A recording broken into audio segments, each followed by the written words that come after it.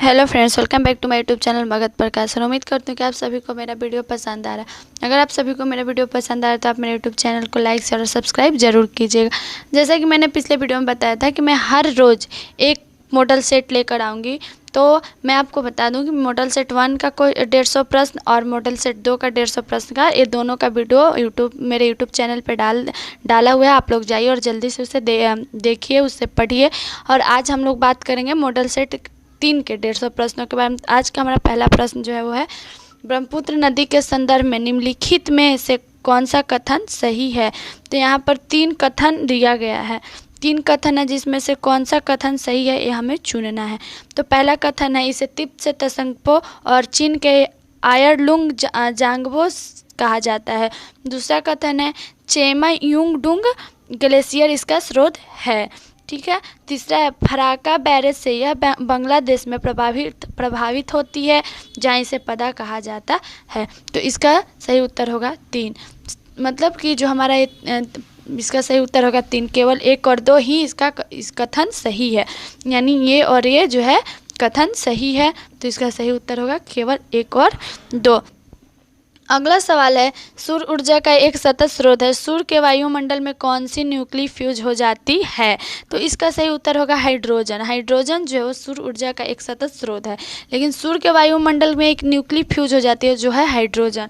Hydrogen जो है, जैसे मैं आपको बता दूं कि सूर्य मुख्य रूप से हाइड्रोजन से भरा है, यानी हमारा जो सूर्य होता है, सूर्य का ऊर्जा वो हाइड्रोजन से बिल्कुल पूर्ण रूप से भरा होता है। इसके अंदर ऊर्जा का उत्सर्जन आंतरिक भाग में होने वाले आणविक संगतों से होता है, यानी इसमें हाइड्रोजन परमाणु लगातार हीलियम परमाणु में बदलते रहते हैं। तो इसलिए सूर्य ऊर्जा का जो सतत स्रोत होता है, जहाँ पर यूनिक्ल फ्यूज हो जाती है, वो हाइड्रोजन के वजह से फ्यूज हो जाती है। अगला सवाल है, मोहम्मद बैंगबर का जन्म कहाँ हुआ था। मोहम्मद पैगंबर का जन्म कहाँ हुआ था। तो इसका सही उत्तर होगा मक्का। मक्का में इनका जन्म हुआ था। अगला सवाल हमारा है, वार एंड पीस पुस्तक किसके द्वारा लिखी गई है।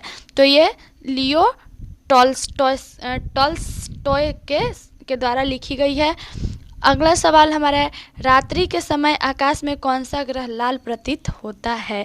तो रात्रि के समय, यानी हम लोग रात में जब आकाश में देखेंगे तो उस समय एक लाल कौन सी ग्रह ऐसी होती है जो हमें लाल प्रतीत होती है।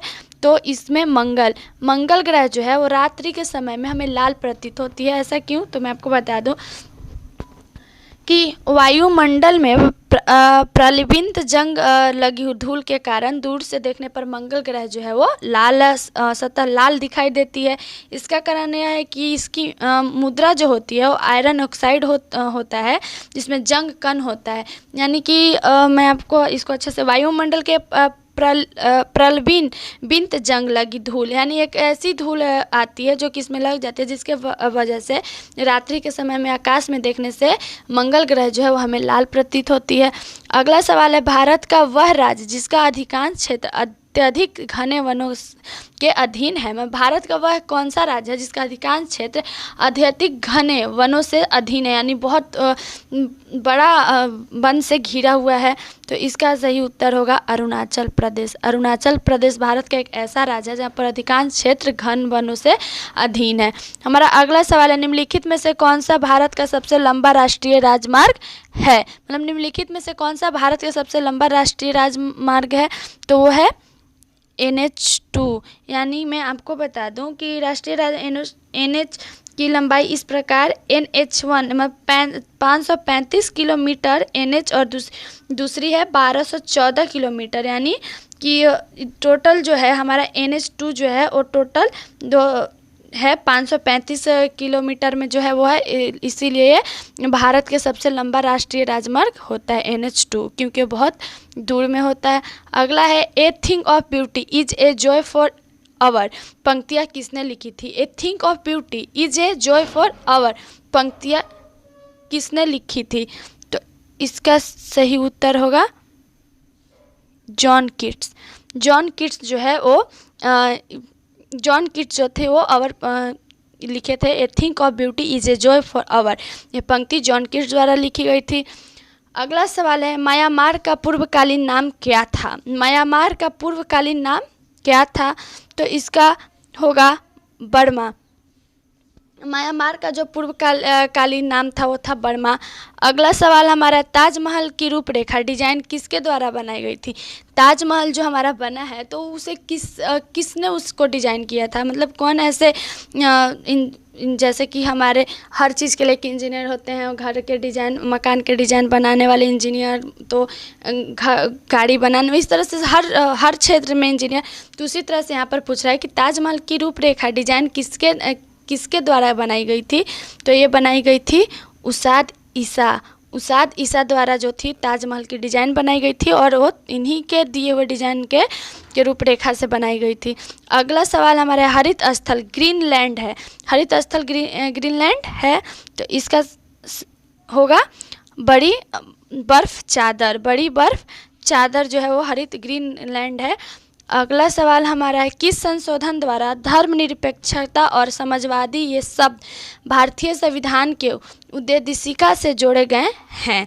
यानी किस संशोधन द्वारा धर्मनिरपेक्षता और समाजवादी ये दोनों शब्द भारतीय संविधान के उद्देशिका से जोड़े गए थे? तो मैं आपको बता दूं कि ये 42वें से जोड़े गए थे। मतलब मैं आपको इसको अच्छे से बताऊं तो ऐसे 42वें संविधान संशोधन 1976 द्वारा जो था ये समाजवादी धर्मनिरपेक्षता का इसको जोड़ा गया था। अगला सवाल हमारा है, ताजमहल बनवाया था, यानी कि ताजमहल किसने बनवाया था? तो ताजमहल शाहजहां ने बनवाया था।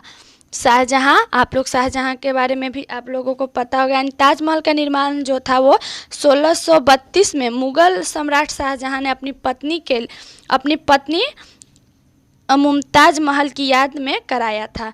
ठीक है। अगला है हमारा, संसद के दो सत्रों के मध्य समय अंतराल नहीं होना चाहिए।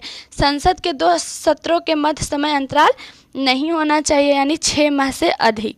6 माह से अधिक भारतीय संविधान के अनुच्छेद 85 के अनुसार राष्ट्रपति के इच्छा के अनुसार दोनों सदनों का बैठक आयोजन कर सकता है, लेकिन वो 6 महीने के सत्र में अपने समय तक चलाने वाली बैठक को हस्तक्षेप नहीं करेगा और अगले सत्र में अपनी पहली बैठक के लिए तिथि की घोषणा करेगा।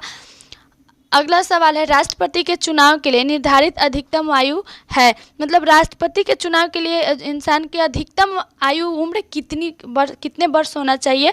तो ऐसी कोई सीमा नहीं है। मतलब राष्ट्रपति के चुनाव के लिए ऐसी कोई सीमा नहीं है जहाँ पर उम्र की अधिकतम उम्र की ज़रूरत हो या कम उम्र की ऐसा इसमें कोई ऐसी कोई सीमा नहीं है। यानी कि ना 58 वर्ष, ना 60 वर्ष, ना 62 वर्ष, यानी ऐसी कोई सीमा नहीं है जो राष्ट्रपति के चुनाव के लिए निर्धारित की जाए। अगला सवाल है, भारतीय बिस्मार्क के रूप में कौन जाना जाता है? भारतीय बिस्मार्क के रूप में कौन जाना जाता है? तो इसमें पटेल जो है, मैं आपको इसको बता दूं कि स्वतंत्र भारत के प्रथम गृह मंत्री और उप प्रधानमंत्री सरदार वल्लभ भाई पटेल के नए और स्वतंत्र 1562 राजसीय राज्य के एक करते हुए अखंड भारत का निर्माण करने वाले महत्वपूर्ण कार्य सौंपा गया था। इसी संदर्भ में उनकी तुलना जो है, मतलब इसी तरह से इनका जो है वो कि महत्वपूर्ण भूमिका निभाए, यानी भारतीय बिस्मार्क के रूप में जाने जाते थे। वो थे सरदार वल्लभ भाई पटेल, लेकिन यहाँ पर सिर्फ पटेल लिखा हुआ है, यानी सिर्फ यहाँ पर होगा सरदार वल्लभ भाई पटेल, यहाँ पटेल आप बोल सकते हैं। अगला सवाल है, अली अकबर निम्नलिखित में से कौन सा संगीत वाद्य बजाते थे? अली अकबर जो थे उस कौन से संगीत वाद्य बजाते थे, यानी संगीत में कौन से ऐसे चीज़ को बजाते थे? तो यहाँ पर 4 ऑप्शन दिया हुआ है, तबला, बांसुरी, सरोद, सितार। तो मैं आपको बता दूँ कि वो सरोद वादक जो था वो संगीत में बहुत ज़्यादा मशहूर था। अली अकबर इसको बजाने के लिए बहुत ही ज़्यादा मशहूर थे। अगला सवाल हमारा है, रामायण किसके द्वारा लिखित एक महाकाव्य है? रामायण, तो मैं आपको बता दूं कि रामायण जो है वाल्मीकि द्वारा एक लिखित महाकाव्य है। मतलब वाल्मीकि जो है वो रामायण को लिखे थे। अगला सवाल है, अध्यापक दिवस मनाया जाता है, यानी टीचर डे जिसको हम लोग बोलते हैं टीचर डे। तो टीचर डे कब मनाया जाता है? तो यहाँ पर टीचर डे का हुआ अध्यापक दिवस, तब इसमें 5 सितंबर को जो है वो टीचर डे मनाया जाता है। टीचर डे क्यों मनाया जाता है? तो टीचर डे आप लोगों को पता होगा कि भारत में अध्यापकों द्वारा समाज में किए गए योगदान को याद करने के लिए, उन्हें सम्मानित करने के लिए 5 सितंबर को अध्यापक दिवस मनाया जाता है। 5 सितंबर को महान अध्यापक डॉक्टर सर्वपल्ली राधाकृष्ण का जन्मदिन मनाया जाता है। इसीलिए हर साल 5 सितंबर को जो है सर्वपल्ली राधाकृष्ण का जो जन्म दिवस जो है वो 5 सितंबर को मनाया जाता है, जिसे हम लोग टीचर डे के रूप में मनाते हैं। अगला सवाल है, सामूहिक खेती यहाँ के घास स्थलों में की जाती है। सामूहिक खेती यहाँ के घास स्थलों में की जाती है, तो ये इसका होगा स्टेपीज। स्टेपीज जो है यहाँ पर सामूहिक खेती घास स्थल पे की जाती है। अगला सवाल है, बोस्टन टी पार्टी थी, ठीक है, तो इसका सही उत्तर होगा चाय कर के विरोध, ठीक है। मैं आपको इसको समझा दूं कि जो औपनिवेशिकों का शांत करने के लिए लॉर्ड नॉर्थ का टाउनसेंड द्वारा लगाया गया सभी चाय को छोड़कर मतलब जो था वो इस ऐसी एक विरोध चली थी जहाँ पर कि सभी को चाय के कर छोड़कर हटा दिए थे, जो कि 16 दिसंबर 1773 में चाय से लदा जहाज बोस्टन बंदरगाह में आकर लगा था, और इसीलिए यहाँ पर चाय विरोध यानी बोस्टन टी पार्टी थी जो चाय के विरोध में थी। अगला सवाल है, निम्नलिखित में से किस आंदोलन का नेतृत्व महात्मा गांधी द्वारा नहीं किया गया? यानी निम्नलिखित में से कौन सा ऐसा आंदोलन था जो कि नेतृत्व महात्मा गांधी द्वारा नहीं किया गया था? महात्मा गांधी नहीं किए थे, तो इसका होगा बारदौली सत्याग्रह। बारदौली सत्याग्रह जो था वो महात्मा गांधी द्वारा नहीं किया गया था। ये जो था वो 1928 ईस्वी में कपास के मूल गिरावट आने वाले बावजूद सरकार के बढ़ोतरी के घोषणा की तो सरदार वल्लभ भाई पटेल ने नेतृत्व चलाया, वो था बारदौली सत्याग्रह। यानी ये जो ऐसी सत्याग्रह थी जो 1928 ईस्वी में कपास के मूल गिरावट आने के बावजूद सरकार के बढ़ोतरी की घोषणा की तौर पर सरदार वल्लभ भाई पटेल जो थे वो बारदौली सत्याग्रह चलाए थे। अगला सवाल हमारा, यूपीएससी संघ लोक सेवा आयोग के सदस्य कितनी अवधि तक पदासीन रहते हैं? तो हाँ, यहाँ पर 4 ऑप्शन दिया है। यानी यूपीएससी अभी जो हम लोग बहुत जोर तोरों से इसका हम लोग सारे बच्चे तैयारी करते हैं यूपीएससी का, तो ये संघ लोक सेवा आयोग के सदस्य कितनी अवधि तक पदासीन रहते हैं? तो मैं आपको बता दूं कि ये 6 वर्ष तक या 65 वर्ष तक की आयु के होने तक जो भी पहले हो, यानी 6 वर्ष तक या 65 वर्ष तक की आयु का होने तक जो पहले हो। यानी मैं आपको बता दूं यूपीएससी का जो सदस्य होते हैं 6 वर्ष 65 वर्ष की आयु होने तक का ही पदासीन रहते हैं।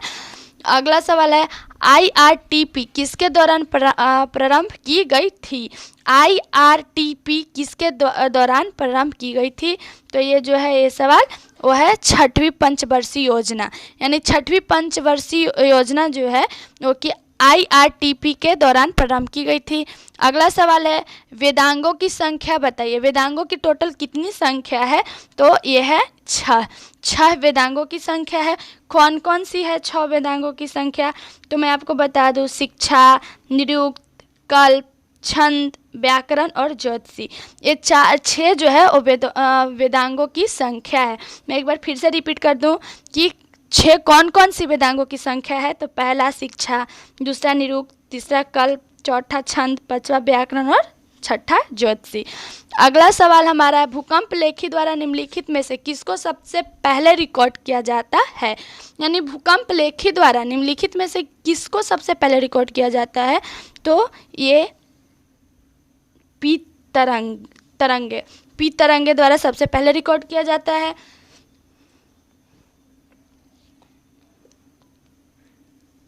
और मैं आपको बता दूं कि पी तरंग जो है सबसे अधिक गति से चलती है। यानी इसका पी तरंग जो है भूकंप लेखी द्वारा इसको सबसे पहले रिकॉर्ड करती है और ये बहुत तेज गति से चलती है। इनकी गति 8 से 14 किलोमीटर प्रति सेकंड रहती है। यानी पी तरंग की जो गति रहती है वो 8 से 14 किलोमीटर प्रति सेकंड के चलती है। अगला सवाल है, पुरातात्विक प्रमाणों के आधार पर किस प्राचीन सभ्यता में कांच का प्रथम उपयोग होना पाया गया? यानी पुरातात्विक प्रमाणों के आधार पर किस प्राचीन सभ्यता में कांच का प्रथम उपयोग होना पाया गया? तो इसका होगा कि सबसे पहले जब हमारा कांच तो वो था मेसोपोटामिया में सबसे पहले कांच का प्रथम उपयोग होना पाया गया था। अगला सवाल है, संविधान की 8वीं अनुसूची में शामिल की गई भाषा मैथिली विरुद्ध रूप से देश के किस भाग में बोली जाती है। मतलब संविधान की 8वीं अनुसूची में शामिल की गई भाषा मैथिली भाषा जिसको हम लोग जानते हैं कि मैथिली भाषा होती है, तो वो विरुद्ध रूप से किस देश के भाग में बोली जाती है, तो ये बोली जाती है बिहार राज्य के में एक ऐसी जगह है जहाँ पर मैथिली भाषा बोली जाती है, जो कि मैं आपको बता दूं कि वर्ष 2013 में संविधान की 8वीं सूची में शामिल की गई भाषा मैथिली विरुद्ध रूप में नेपाल और उत्तरी बिहार में बोली जाती है। यानी मैथिली कहाँ बोली जाती है, वो नेपाल और उत्तरी बिहार में बोली जाती है। इस भाषा के क्षेत्र को मिथिलांचल भी कहा जाता है। ये मैं फिर से एक बार बता दूं कि मैथिली बिहार के किस राज्य में बोली जाती है, तो नेपाल और उत्तरी बिहार में बोली जाती है। अगला सवाल है, बलात्कार के अभियुक्त को भारतीय दंड संहिता की किस धारा के अंतर्गत अभियोजित किया जाता है। बलात्कार के अभियुक्त को भारतीय दंड संहिता की किस धारा के अंतर्गत अभियोजित किया जाता है, तो ये है 376 की धारा इसे अभियोजित किया जाता है। अगला सवाल हमारा है, निम्नलिखित में से कौन एक प्रकार का चेक नहीं है। मतलब निम्नलिखित में से कौन एक प्रकार का चेक नहीं है, तो स्पीड चेक। ये चेक नहीं है। अगला सवाल हमारा बिहार के राजकीय पक्षी है। बिहार के राजकीय पक्षी, जिसको हम लोग बहुत बचपन से हम लोग इस चीज़ को पढ़ते आ रहे हैं कि बिहार की राजकीय पक्षी, बिहार की राजकीय मिठाई, या मतलब इससे जुड़े बहुत सारे सवाल। तो मैं आपको बता दूं कि बिहार की राजकीय पक्षी जो है वो गौरैया है। गौरैया जो है वो बिहार की राजकीय पक्षी है। अगला सवाल हमारा है, बंदीपुर राष्ट्रीय उद्यान कहाँ है। बांदीपुर राष्ट्रीय उद्यान कहाँ है, तो ये है कर्नाटक में।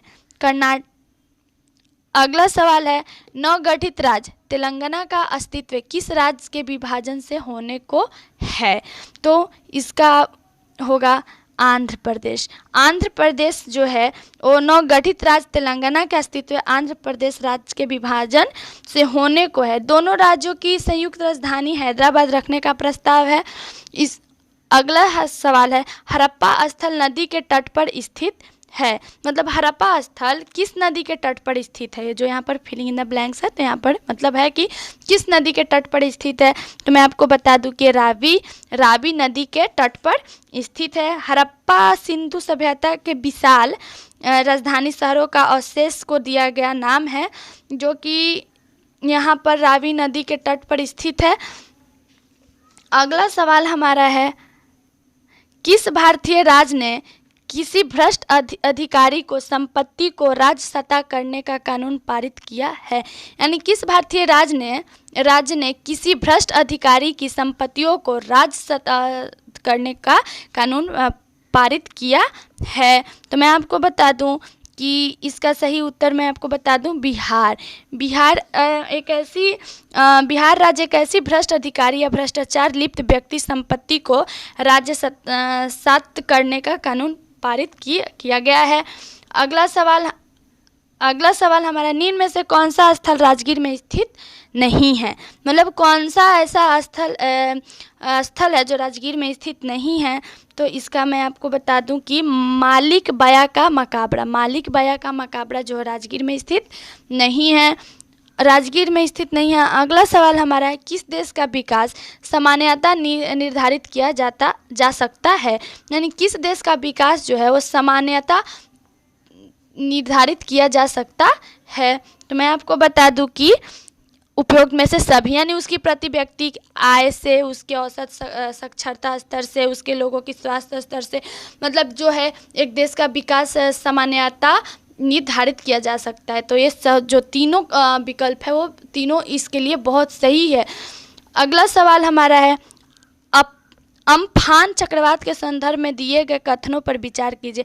यानी अम्फान चक्रवात के संदर्भ में यहाँ पर 2 कथन दिए गए हैं। इन 2 कथनों में हमें सही कथन को चुनना है। तो अम्फान में भारत बांग्लादेश सीमा के आसपास के मैंग्रोव क्षेत्र सुंदरवन को प्रभावित किया था। दूसरा कथन है पश्चिम बंगाल के 3 जिले दक्षिण और उत्तर में 24 परगना और पूर्व मिदनापुर बहुत बुरी तरह से प्रभावित हुए थे। तो इसका मैं आपको सही उत्तर बता दूं कि 4, 1 और 2 दोनों कथन जो है वो बिल्कुल सही है। अफगान चक्रवात के संदर्भ में ये विचार जो है वो दोनों सही है। वो मैं आपको बता दूं कि जो हमारा चक्रवात एक बड़े पैमाने का वायु राशि है जो कि कम वायुमंडलीय दबाव के एक मजबूत केंद्र के चारों ओर से घूमता है और तेज हवा, गरजना, बारिश होना ये इसकी विशेषता है। यानी कि हम लोग देखते हैं कि जब हमारा अफगान चक्रवात आता है तो बहुत तेज बारिश होती है और मतलब एक गरजना, भगवान जी का जो गरजना होता है, उसके बाद एक तेज हवा चलती है, तो ये इसकी बहुत बड़ी विशेषता है। उसके बाद में अगर बताएं इसके बारे में तो एक सुपर साइक्लोनिक स्टार्म फार्म एक घातक उष्ण चक्रवात था जिसने भारत के ओडिशा और पश्चिम बंगाल के तटीय जिले में और बांग्लादेश के बहुत ज़्यादा नुकसान पहुंचाया था। तो इसलिए दोनों कथन जो है वो सही है। अगला सवाल जो है अर्ध रोजगारी की समस्या कृषि क्षेत्र में पाई जाती है। इसे सही ढंग से परिभाषित किया जा सकता है जब लोग कार्य करना नहीं चाहते हैं, सुस्त ढंग से कार्य करना, उससे कम कार्य करते हैं जो करने में सक्षम, उन्हें उनके कार्य का भुगतान नहीं मिलता। ये जो 4 ऑप्शन है तो आप अर्ध रोजगारी समस्या कृषि क्षेत्र में पाई जाती है, इसे ढंग परिभाषित किया जा सकता है जब लोग, तो इसका मैं सही उत्तर आपको बता दूं कि जब लोग उसे कम कार्य करते हैं जो करने में सक्षम हैं। जब अर्ध रोजगारी की समस्या कृषि क्षेत्र में तो उससे कम कार्य करते हैं जो कि वो करने में सक्षम होते हैं। अगला सवाल है मालगुडी डेज नामक प्रसिद्ध पुस्तक निम्नलिखित में से किस लेखक ने लिखी है? तो जो हैं वो R.K. नारायण जो है वो मालगुडी डेज नामक प्रसिद्ध पुस्तक लिखे हैं। Malgudi days R.K. नारायण की श्रेष्ठ कृति है। उनकी कृति पर आधारित एक भारतीय टेलीविज़न धारावाहिक का भी प्रसारण 1984 में दिल्ली दूरदर्शन पर किया गया था। अगर हम लोग अपने घर में बड़े बुजुर्ग से पूछेंगे तो इसके बारे में बताएंगे कि 1984 में दिल्ली दूरदर्शन कोई चैनल आता है, उसी पर इसका एक टेलीविज़न धारावाहिक भी आया था। अगला सवाल है उत्तरी गंगा के मैदान में निम्नलिखित में से कौन सी पहाड़ियाँ स्थित है? मतलब उत्तरी गंगा के मैदान में निम्नलिखित में से कौन सी पहाड़ियाँ स्थित है? तो सोमसोवर की पहाड़ियाँ जो हैं वो उत्तरी गंगा के मैदान में स्थित हैं। अगला सवाल हमारा है निम्न में से किस देश ने मानव विकास के अर्थ में भारत से बेहतर कार्य निष्पादन किया है? यानी निम्न में से किस देश ने मानव विकास के अर्थ में भारत में बेहतर कार्य निष्पादन किया है? तो मैं आपको बता दूं कि श्रीलंका एक ऐसी देश है जो कि मानव विकास के अर्थ में भारत से बेहतर कार्य किया है।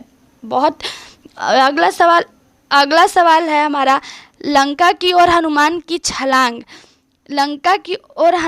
छलांग फिर के सुंदर कांड की शुरुआत है।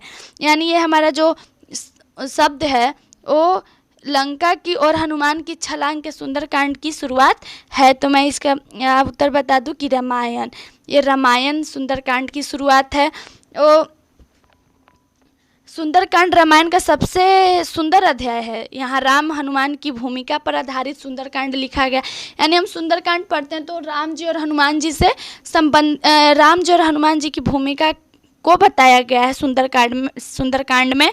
और इसमें भी बताया गया है कि किस प्रकार हनुमान जी ने देवी सीता का पता लगाया और लंका के दैत्य राजा रावण को पूरे महल को जला दिया। तो इस सुंदरकांड में दर्शाया गया है। यानी रामायण से शुरुआत होती है सुंदरकांड की। अगला सवाल हमारा है राज्य के नीति निर्देशक सिद्धांतों को किस देश के संविधान से प्रेरणा लेकर व्युत्पन्न किया जाता है? राज्य के एक नीति निर्देशक सिद्धांतों को किस देश के संविधान से प्रेरणा लेकर व्युत्पन्न किया जाता है? तो मैं आपको बता दूं कि आयरिश से लेकर के जो है वो संविधान को व्युत्पन्न किया जाता है। ये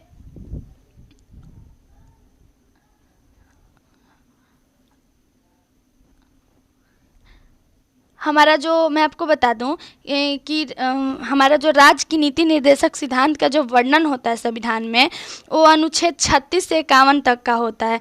मतलब अनुच्छेद 36 और 51 से किया गया है। इसकी प्रेरणा आयरलैंड यानी आयरिश के संविधान से मिली हुई है। अगला सवाल हमारा है, भारतीय संविधान भारतीय राज्य को एक धर्मनिरपेक्ष राज्य परिभाषित करता है। इसका तात्पर्य क्या है? यानी भारतीय संविधान जो है भारतीय राज्य को एक धर्मनिरपेक्ष राज्य परिभाषित करता है। तो इसका तात्पर्य क्या है? तो इसका तात्पर्य है राज्य का कोई राजकीय धर्म नहीं है, यानी राज्य का कोई राजकीय धर्म नहीं है। मैं आपको बता दूं कि भारतीय संविधान भारतीय राज्य का एक धर्मनिरपेक्ष राज्य परिभाषित करता है। इसका तात्पर्य राज्य के किसी भी राजकीय धर्म नहीं है। यहाँ पर हम धर्म समान भाव से देखा जाता है, यानी भारतीय राज्य को में धर्मनिरपेक्ष जो है इसे एक समान देखा जाता है। यहाँ पर ऐसा कोई राजकीय धर्म नहीं है। अगला सवाल हमारा है, बिहार राज्य के वह मुख्यमंत्री जो सबसे कम अवधि तक इस पद पर रहे हैं। तो हमारे बिहार राज्य में जो सबसे कम अवधि पर है सतीश प्रसाद सिंह। सतीश प्रसाद सिंह हमारे बिहार राज्य के सबसे कम अवधि तक रहने वाले मुख्यमंत्री हैं। अगला सवाल हमारा है, बिहार के अंदोदपुरी यानी बिहार शरीफ महाविहार नष्ट कब हुआ? बिहार के ओदंतपुरी मतलब बिहार शरीफ महाविहार नष्ट कब हुआ? तो मैं आपको बता दूं कि ये बख्तियार खिलजी के आक्रमणों से, मतलब बख्तियार खिलजी के आक्रमणों से जब जो हमारा बिहार शरीफ का महाविहार नष्ट हो गया था। यानी कि प्राचीन काल में बिहार विश्व प्रसिद्ध विद्या केंद्र था। यानी जो हमारा प्राचीन काल में बिहार जो था वो विश्व के सबसे प्रसिद्ध विद्या केंद्र था। यहाँ पर नालंदा, विक्रम शिला तथा ओदंतपुरी महत्वपूर्ण शिक्षा केंद्र भी थे। जैसे कि हमारा नालंदा था, विक्रमशिला था, ओदंतपुरी महत्वपूर्ण, ये सब जो था वो बहुत ही महत्वपूर्ण था शिक्षा केंद्र के लिए। और यहाँ अगला सवाल हमारा है ease of doing business index किसके द्वारा तैयार और प्रकाशित किया जाता है? तो मैं आपको बता दूं कि ये विश्व बैंक समूह द्वारा प्रकाशित किया जाता है। अगला सवाल है, निम्नलिखित नदियों के युग में से किसे सर्वप्रथम जोड़ा गया था? यानी निम्नलिखित नदियों के युग में से किसे सर्वप्रथम जोड़ा गया था? तो मैं आपको बता दूं कि गोदावरी कृष्णा एक ऐसी नदी थी जो नदियों के युग में से सर्वप्रथम जोड़ा गया था। अगला सवाल है, बिहार के सर्वाधिक राष्ट्रीय उच्च पथ NH लंबाई वाला जिला कौन सा है? यानी बिहार के सर्वाधिक राष्ट्रीय उच्च पथ NH लंबाई वाला जिला है। तो मैं आपको बता हमारा अगला प्रश्न है निम्नलिखित में से कौन सी गैस जिला बिहार के पटना सबसे हल्की गैस जो भी वर्तमान में लंबाई वाले सबसे हाइड्रोजन है। हाइड्रोजन जो वाला लंबाई से हल्की गैस है, जिसका परमाणविक भार जो है 1,794 U है। यह वायु से 14 गुना कम घनी गैस है। यानी ये वायु से जो है वो 14 गुना कम घनी वाला गैस है। यानी वर्तमान में भी जो हमारा सबसे हल्का गैस है वो हाइड्रोजन है। अगला सवाल है, जब कोलाइडी बिलियन से प्रकाश का प्रबल किरण पुंज गुजारा जाए तो प्रकाश का क्या जब कोलाइडी बिलियन से प्रकाश का प्रबल किरण पुंज गुजारा जाए तो प्रकाश, तो इसका मैं आपको बता दूं कि इसका सही उत्तर होगा छितरा जाएगा। यानी कि जब प्रबल किरण पुंज गुजरा जाए तो प्रकाश का किरण जो होता है वो बिल्कुल छितरा जाता है। वो ऐसा हो जाता है कि जब कोलाइडी बिलियन के से प्रकाश का प्रबल किरण पुंज गुजरा जाता है तो प्रकाश का विकर्णित हो जाता है, यानी वो बिल्कुल छितरा जाता है। ऐसे अलग अलग अगला सवाल है, अधिक जैविक क्षति किससे होती है? मतलब अधिक जैविक क्षति जो है वो किस चीज़ से होती है, किससे होती है? तो ये सबसे अधिक गामा किरणें यानी गामा किरणें से जो होती है वो अधिक जैविक क्षति होती है।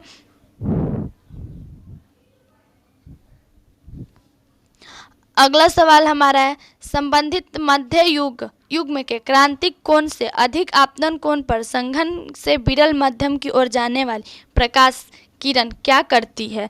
तो मैं आपको बता दूं कि समग्र आंतरिक परावर्तन करती है, यानी कि जब मध्य युग के क्रांति कोण से अधिक आपतन कोण पर संघन में से विरल मध्य होने पर जब प्रकाश किरण जाती है वो समग्र आंतरिक परावर्तन हो जाती है। अगला सवाल है, ऑटोमोबाइल से पीछे का ट्रैफिक दिखने के लिए किस प्रकार का दर्पण प्रयुक्त किया जाता है, यानी ऑटोमोबाइल से में पीछे का ट्रैफिक दिखने के लिए कौन सा दर्पण का उपयोग किया जाता है। तो मैं आपको बता दूं कि यहाँ उत्तल दर्पण का उपयोग किया जाता है। तो वाहनों के पीछे की ओर की जो ट्रैफिक देखने के लिए हमें जो दर्पण का उपयोग किया जाता है तो उत्तल दर्पण का उपयोग किया जाता है। मतलब प्रत्येक प्रतिबिंब का एक प्रतिबिंब बनता है। उत्तल दर्पण हमेशा एक प्रतिबिंब बनता है जिसमें प्रतिबिंब से अत्यंत छोटे बनते हैं, अंत में बहुत विस्तृत दिखाई पड़ता है। यानी मैं आपको बता दूं कि जो ऑटोमोबाइल में पीछे के ट्रैफिक देखने के लिए दर्पण का उपयोग किया जाता है, उत्तल दर्पण का उपयोग किया जाता है, जिसमें वाहनों को के पीछे की ट्रैफिक के देखने के लिए किया जाता है। उत्तल दर्पण जो है हमेशा एक सीधा एक प्रतिबिंब बनता है। उत्तल दर्पण में हमेशा एक सीधा प्रतिबिंब बनता है। इसमें प्रतिबिंब अत्यंत ही छोटे बनते हैं, यानी विस्तृत रूप से हर क्षेत्र का दिखाई देता है। यानी कि वो इसमें जो उत्तल दर्पण में जो इसका प्रतिबिंब बनता है बहुत छोटा बनता है और बहुत सीधा बनता है, तो इससे पीछे की जितनी भी पीछे की ओर की ट्रैफिक रहती है वो दिखाई देती है। अगला सवाल है, निम्नलिखित में से किस विकिरण में सबसे कम तरंगदैर्घ्य होता है, यानी निम्नलिखित में से किस विकिरण में सबसे कम तरंगदैर्घ्य होता है। तो मैं आपको बता दूं कि सबसे कम वाई किरणें में सबसे कम तरंगदैर्घ्य होता है। अगला सवाल है, दृष्टि के सत्यायित्व का सिद्धांत किसके पीछे का सिद्धांत है। तो मैं आपको बता दूं कि ये सिनेमा का पीछे का सिद्धांत है। यानी कि मैं इसको बताऊं तो इसको हम ऐसे भी बोल सकते हैं कि रेटिना पर पड़ने वाला जो प्रकाश होता है वो संवेदना प्रकाश स्रोत का प्रतिरूप के पीछे का क्षण बाद तक रहती है, जिसे दृष्टि का सत्यायित्व कहते हैं। अगला सवाल हमारा है, स्वाभाविक रूप से घटित होने वाला सबसे भारी तत्व कौन सा है, यानी स्वाभाविक रूप से घटित होने वाला सबसे भारी तत्व जो है वो है यूरेनियम जो है वो स्वाभाविक रूप से जो है मतलब मैं आपको बता दूं कि यूरेनियम यानी आणविक संख्या इसकी जो होती है वो 92 होती है और आणविक भार जो होती है वो 2,38,289 प्राकृतिक अवस्था में पाए जाने वाला सबसे भारी तत्व होता है। जैसे मैंने अभी बताया आपको कि यूरेनियम यानी आणविक संख्या 92 होती है और आणविक भार जो होती है वो 2,38,289 के प्राकृतिक अवस्था में पाए जाने वाला सबसे भारी तत्व है। वैसे देखा जाए तो सारे तत्व ही सबसे अधिक भारी हो जाता है। अगला सवाल हमारा है, तरल अवस्था में पाई जाने वाली अधातु है, यानी तरल अवस्था में जो पाई जाने वाली वो अधातु कौन सी है। तो मैं आपको बता दूं कि वो ब्रोमीन धातु है, जो कि तरल अवस्था में पाई जाने वाली धातु है। अगला सवाल है, वातावरण के भीतर क्षैतिज ऊष्मा अंतरण को क्या कहते हैं, मतलब वातावरण के भीतर क्षैतिज ऊष्मा अंतरण को जो क्या कहते हैं, तो उसे हम लोग कहते हैं अवशोषण। अवशोषण जो है वो वातावरण के भीतर क्षैतिज ऊष्मा अंतरण करने में होता है। अगला सवाल है, निम्नलिखित में से किसकी भेदन क्षमता न्यूनतम है। भेदन क्षमता इसमें सबसे न्यूनतम है। तो मैं आपको बता दूं कि ये अल्फा कण में जो होती है वो भेदन क्षमता सबसे न्यूनतम होती है।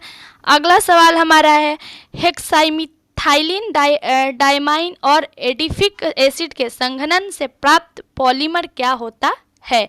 तो मैं आपको बता दूं कि ये नाइलॉन 66 में यानी 66 एसिड के प्राप्त पॉलीमर होता है।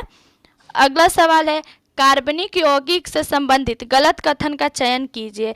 यानी इसमें गलत कथन कार्बनिक यौगिकों से संबंधित इसमें हमें गलत कथन का चयन करना है, यानी इन 4 ऑप्शन में से कौन सा गलत है और कौन सही है उसका करना है।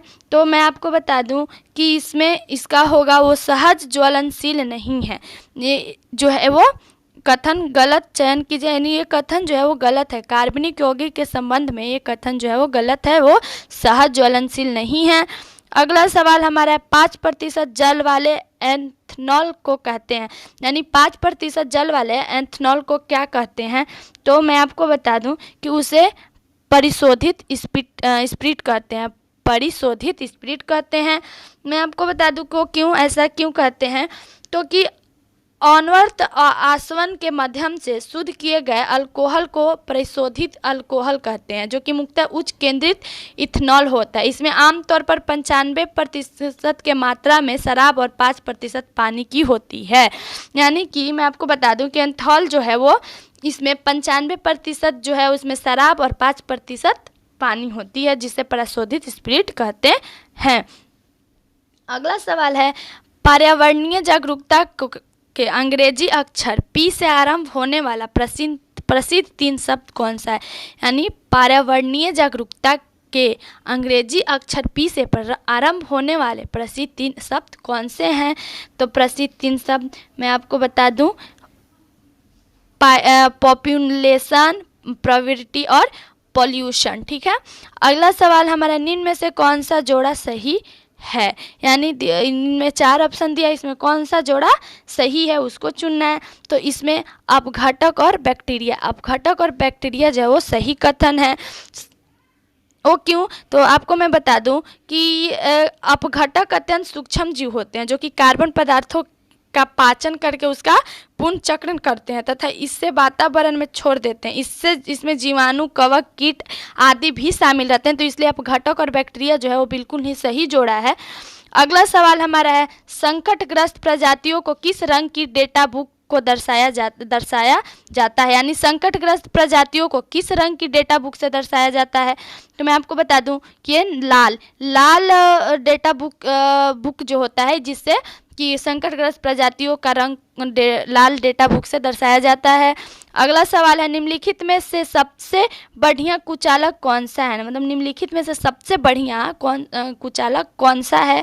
तो मैं आपको बता दूं कि सबसे बढ़िया कुचालक जो है वो कांच एक ऐसी कुचालक है जो कि बहुत ही अच्छी है। वो कैसे? तो मैं आपको बता दूं कि वैसे तो पदार्थ जिनके मध्य में विद्युत प्रभावित नहीं हो सकता है उन्हें इंसुलेटर कहा जाता है। यानी कि जो पदार्थ के मध्य में विद्युत प्रभावित नहीं होता है तो वैसे विद्युत को इंसुलेटर कहा जाता है। इंसुलेटर में बहुत अधिक विद्युत प्रतिरोध होता है। जैसे उदाहरण के लिए मैं आपको बता दूं लकड़ी, रबड़, कांच, कागज, प्लास्टिक और मोम, जो कि इंसुलेटर विद्युत है।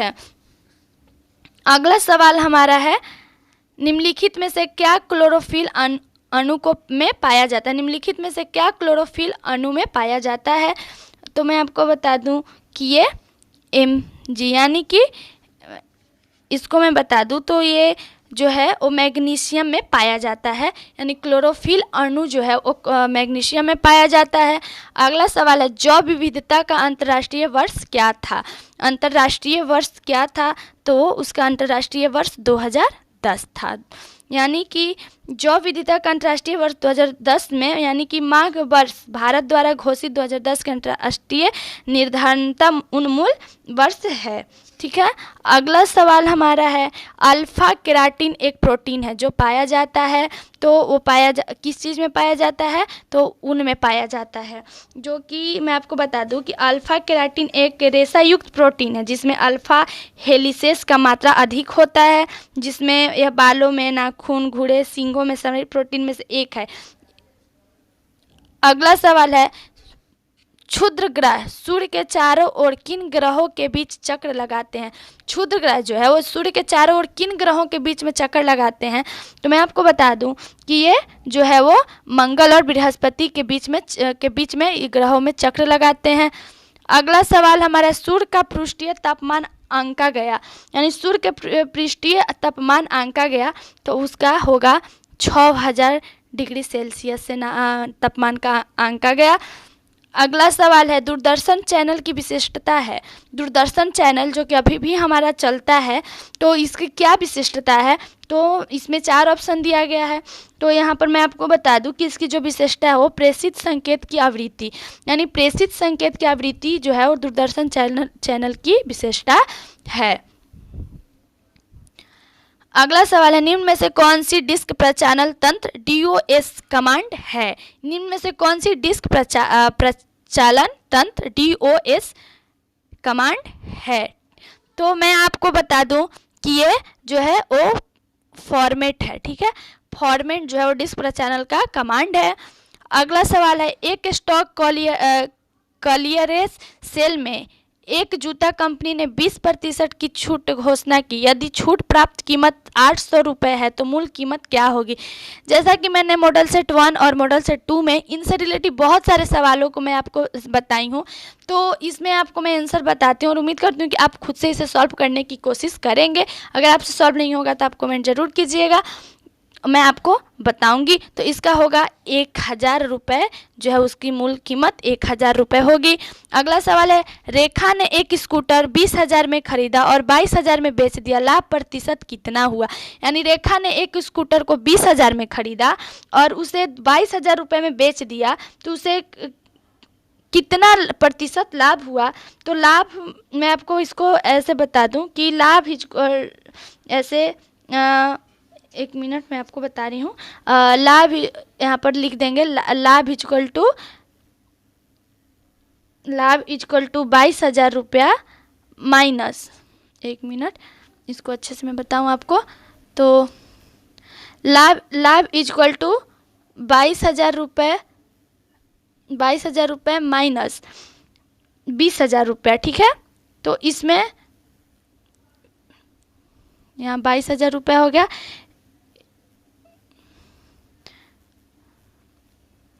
यहाँ पर ये हो गया 20,000 रुपया, ठीक है। 22,000 यहाँ पर 22,000 है माइनस 20,000, यानी जो बचा हो गया 2,000 रुपया, ठीक है। यानी कि उसके बाद लाभ प्रतिशत निकालना है, तो हम क्या करेंगे 2,000 बटा क्या करेंगे 20,000, 2,000 बटा 20,000 गुना 100, ठीक है। 20,000 गुना 100, यानी कि हमारा जो आया वो 10% इसका लाभ आया। तो हमारा कितना इसका हुआ 10%। अगला सवाल हमारा है, 84 किलोमीटर यात्रा करने के बाद रघुवीर ने यह पाया कि यदि वह 5 किलोमीटर प्रति घंटा की अधिक गति से यात्रा करता तो उसे 5 घंटे कम लगते। उसने वास्तव में किस गति से यात्रा की है? तो अभी मैंने बताया, उसके हिसाब से आप इसकी गति को, इसकी यात्रा को आप निकाल सकते हैं। तो मैं आपको इसका आंसर बता दूं कि ये 6 किलोमीटर प्रति घंटा से चलता, तो 5 घंटे पहले पहुंच जाता, अपनी यात्रा को पूरा कर लेता। अगला सवाल है, एक रेफ्रिजरेटर का लागत मूल 28,000 है, दुकानदार उस पर 20% छूट देता है और 10% हानि उठाता है। रेफ्रिजरेटर का अधिकतम अंकित मूल्य क्या है? तो मैं आपको इसका अंकित मूल्य बता दूं, तो इसको मैं आपको अंकित मूल्य जो इसका अंकित मूल्य जो होगा वो 31,500, यानी रेफ्रिजरेटर का जो अंकित मूल्य है वो 31,500 रुपये है। अगला सवाल हमारा 3 अंकों की वह संख्या बताए जिसमें 2, 5, 9 एवं 11 विभाजित करने पर प्रत्येक स्थिति में शेषफल 1 हो। यानी कि यहाँ पर पूछ रहा है कि तीनों अंकों की वह संख्या बताए जिसे 2, 5, 9 और 11 विभाजित करने पर प्रत्येक स्थिति में शेषफल 1 हो, ठीक है। तो मैं आपको इसको बता दूं कि यदि इसमें 2, 5, 9 और 11 का जो विभाजित करेंगे तो इसमें इसका जो प्रत्येक का शेषफल 1 हो, तो इसमें आपको मैं बता दूं कि इसका प्रत्येक का शेषफल जो है वो 991 होगा। अगला सवाल है, संख्या 12, 16 और 18 का चौथा समानुपातिक क्या है? मतलब 12, 16, 18 का चौथा समानुपातिक क्या है? तो मैं आपको बता दूं यहाँ पर कि ऐसे हम इसको लिख सकते हैं, एक मिनट, इसको हम ऐसे भी लिख सकते हैं, 12 बटा 16 इक्वल टू 18 बटा x, ठीक है। 18 बटा x, या इसको ऐसे तो हो जाएगा क्या 3 बटा 4 इक्वल टू 18 बटा x, ठीक है। 3 बटा 4 इक्वल बटा x, ठीक है। उसके बाद यहाँ पर आ जाएंगे 3x, ठीक है। अब यहाँ पर आता है कि 3/4 कैसे आया, तो यहाँ पर इसको हम लोग यहाँ पर 12/16 है, तो इसको हम लोग क्या किए, 4 के टेबल से कट कर दिए, यानी 4 का टेबल 3 बार पढ़ेंगे तो 12 और 4 का टेबल 4 बार पढ़ेंगे तो 16। तो यहाँ पर आ गया 3/4 इक्वल टू 18/x का और रह गया। तो यहाँ पर हम लिखेंगे, यहाँ तक आप लोग समझ गए होंगे। उसके बाद मैं आपको बताऊँ, उसके बाद मैं आपको यहाँ पर बता दूँ कि यहाँ पर लिखेंगे 3x, ठीक है, 3x इक्वल टू 4 गुना 18, 4 गुना 18। 1 मिनट, यहाँ पर ये हो गया 4 गुना 4 गुना 18, ठीक है। तो उसके बाद हमारा जो यहाँ पर लिखेंगे, चूँकि x इक्वल टू 4 यहाँ पर लिखेंगे, यहाँ पर मैं लिख दूँ आप लोगों को, यहाँ तक आप लोगों को समझ में आ गया होगा। थोड़ा अभी उतना अच्छा से नहीं हो पा रहा है, लेकिन मैं उम्मीद करती हूँ कि आप लोग इतना पे समझ रहे होंगे। तो यहाँ पर हम लोग कहाँ यहाँ पर आ जाते हैं, चूँकि x इक्वल टू 4 गुना 18 है, मतलब 4 गुना 18/3, ठीक है। तो यहाँ पर जो है आएगा, यहाँ पर हम पहले इसको क्या करेंगे, गुना करेंगे, 4 गुना 18। तो यहाँ पर क्या लिखेंगे, 4 गुना 18 करेंगे तो हमारा टोटल जो आएगा उसको यहाँ पर लिखेंगे, यहाँ पर 72, ठीक है, 72/3, यानी यहाँ पर लिखेंगे, इसको काट देंगे तो टोटल हमारा क्या आएगा 24, यानी कट हो गया 3 से। तो 3 से 72 कितने बार में कट हुआ, तो 3 का टेबल 2 बार पढ़ेंगे तो 6, बच गया 1, उसके बाद 12 तो 4, ठीक है। यहाँ पर 2 लिखेंगे, और 1 मिनट में इसको अच्छे से और एक्सप्लेन कर देती हूँ आप लोगों को। तो मैं आपको बता दूँ कि 4 गुना 18, तो यहाँ पर आया हमारा 72 को बटा 3 से 72 को डिवाइड करेंगे तो हमारा आ जाएगा 24, यानी इसका जो चौथा समानुपातिक होगा वो 24 होगा, ठीक है। अगला सवाल हमारा है, 11 परिणामों का औसत 60 अंक है, यदि पहले 6 परिणामों का औसत 59 अंक है और अंतिम 6 परिणामों का औसत 62 अंक है, तो छठे परिणाम के कितने अंक हैं। तो मैं इसको बता दूं कि छठे का जो अंक होगा वो 66 अंक होगा। अब इसको आप लोग खुद से सॉल्व कीजिएगा और इसको समझिएगा, सॉल्व कीजिएगा, नहीं होगा तो जैसे कि मैं बार बार बोल रही हूँ कि आप लोग कमेंट जरूर कीजिएगा। अगला सवाल है, रुपये 300 के सेब खरीदें, उनमें से 4 सेब सड़े हुए थे और शेष को 50 रुपये प्रति दर्जन पर बेच दिया गया, निलंब लाभ कितना है। जिसमें निलंब लाभ पूछ रहा है कि निलंब लाभ कितना है, तो अगर 4 सेब सड़े होते हैं और शेष उसके पास कितने बच गए, शेष जो है वो 96 सेब का क्रय मूल्य, यानी यहाँ पर 96 सेब का जो है उसका क्रय मूल्य निकालेंगे। तो यहाँ पर 300 रुपये को 96 सेब के विक्रय मूल्य, यानी 50 में 8 को यहाँ पर आ जाएगा, 50 में 8 से इसको गुना कर देंगे और उसके बाद जो इसका निकलेगा वो होगा 400 रुपये, ठीक है। 50 गुना 8 यानी 400 रुपये, ठीक है। अब 400 रुपया जो हमारा आता है तो इसमें क्या करेंगे, 400 माइनस 300, ठीक है, 400 माइनस 300, ठीक है, 400 माइनस 300 कर देंगे। उसके बाद हमारा बचत जो हो गया वो 100 रुपया निकल के आया। अब तो हमारा इसका क्या हो गया, निलंब लाभ जो हुआ वो 100 रुपये का हुआ। अगला सवाल है, किसी कार्य को ए 10 दिन में कर सकता है और उसी कार्य को बी 20 दिन में कर सकता है, वो दोनों साथ में कार्य आरंभ करते हैं, किंतु 5 दिन के बाद ए कार्य छोड़ देता है, शेष कार्य को बी कितने दिन में पूरा करेगा। तो मैंने इससे रिलेटिव मॉडल 1 और 2 में भी क्वेश्चन आपको मैं बताई हूँ, तो उम्मीद करती हूँ कि आप लोग इसमें सॉल्व कीजिएगा। और यहाँ पर मैं यहाँ पर आपको आंसर बता दूँ तो यहाँ पर होगा 5 दिन में, ठीक है। अगला सवाल हमारा, यदि किसी राशि पर 4% की दर से 2 वर्षों का चक्रवृद्धि ब्याज 102 है, तो ब्याज के समान दर पर 2 वर्षों का साधारण ब्याज कितना होगा। तो इसका साधारण ब्याज कितना होगा, तो मैं आपको बता दूं, इसका साधारण ब्याज 100 रुपया होगा।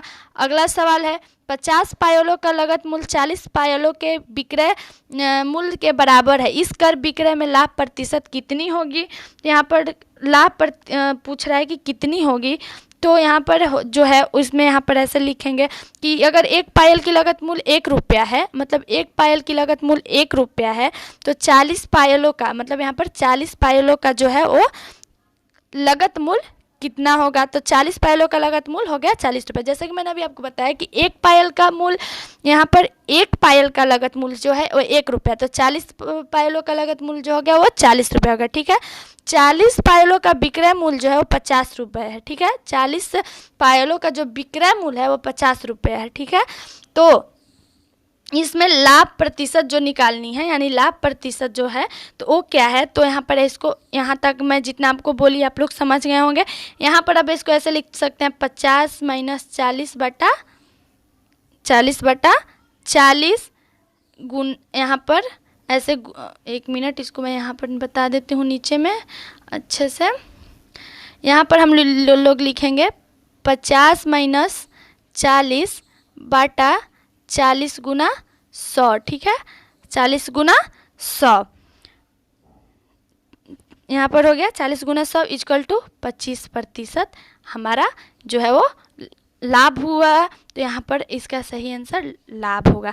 मैंने यहाँ पर जगह नहीं होने के कारण मैंने यहाँ पर आपको समझाया कि अगर एक पायल की लागत मूल्य 1 रुपया है तो 40 पायलों की लागत मूल्य भी जो है वो 40 रुपये हुआ, और उसमें 40 पायलों की विक्रय मूल्य जो है, यहाँ जो 40 पायलों की विक्रय मूल्य जो है तो वो हमारा क्या है 50 रुपया है। तो हम क्या करेंगे 50 माइनस 40/40 गुना 100 इक्वल टू 25%।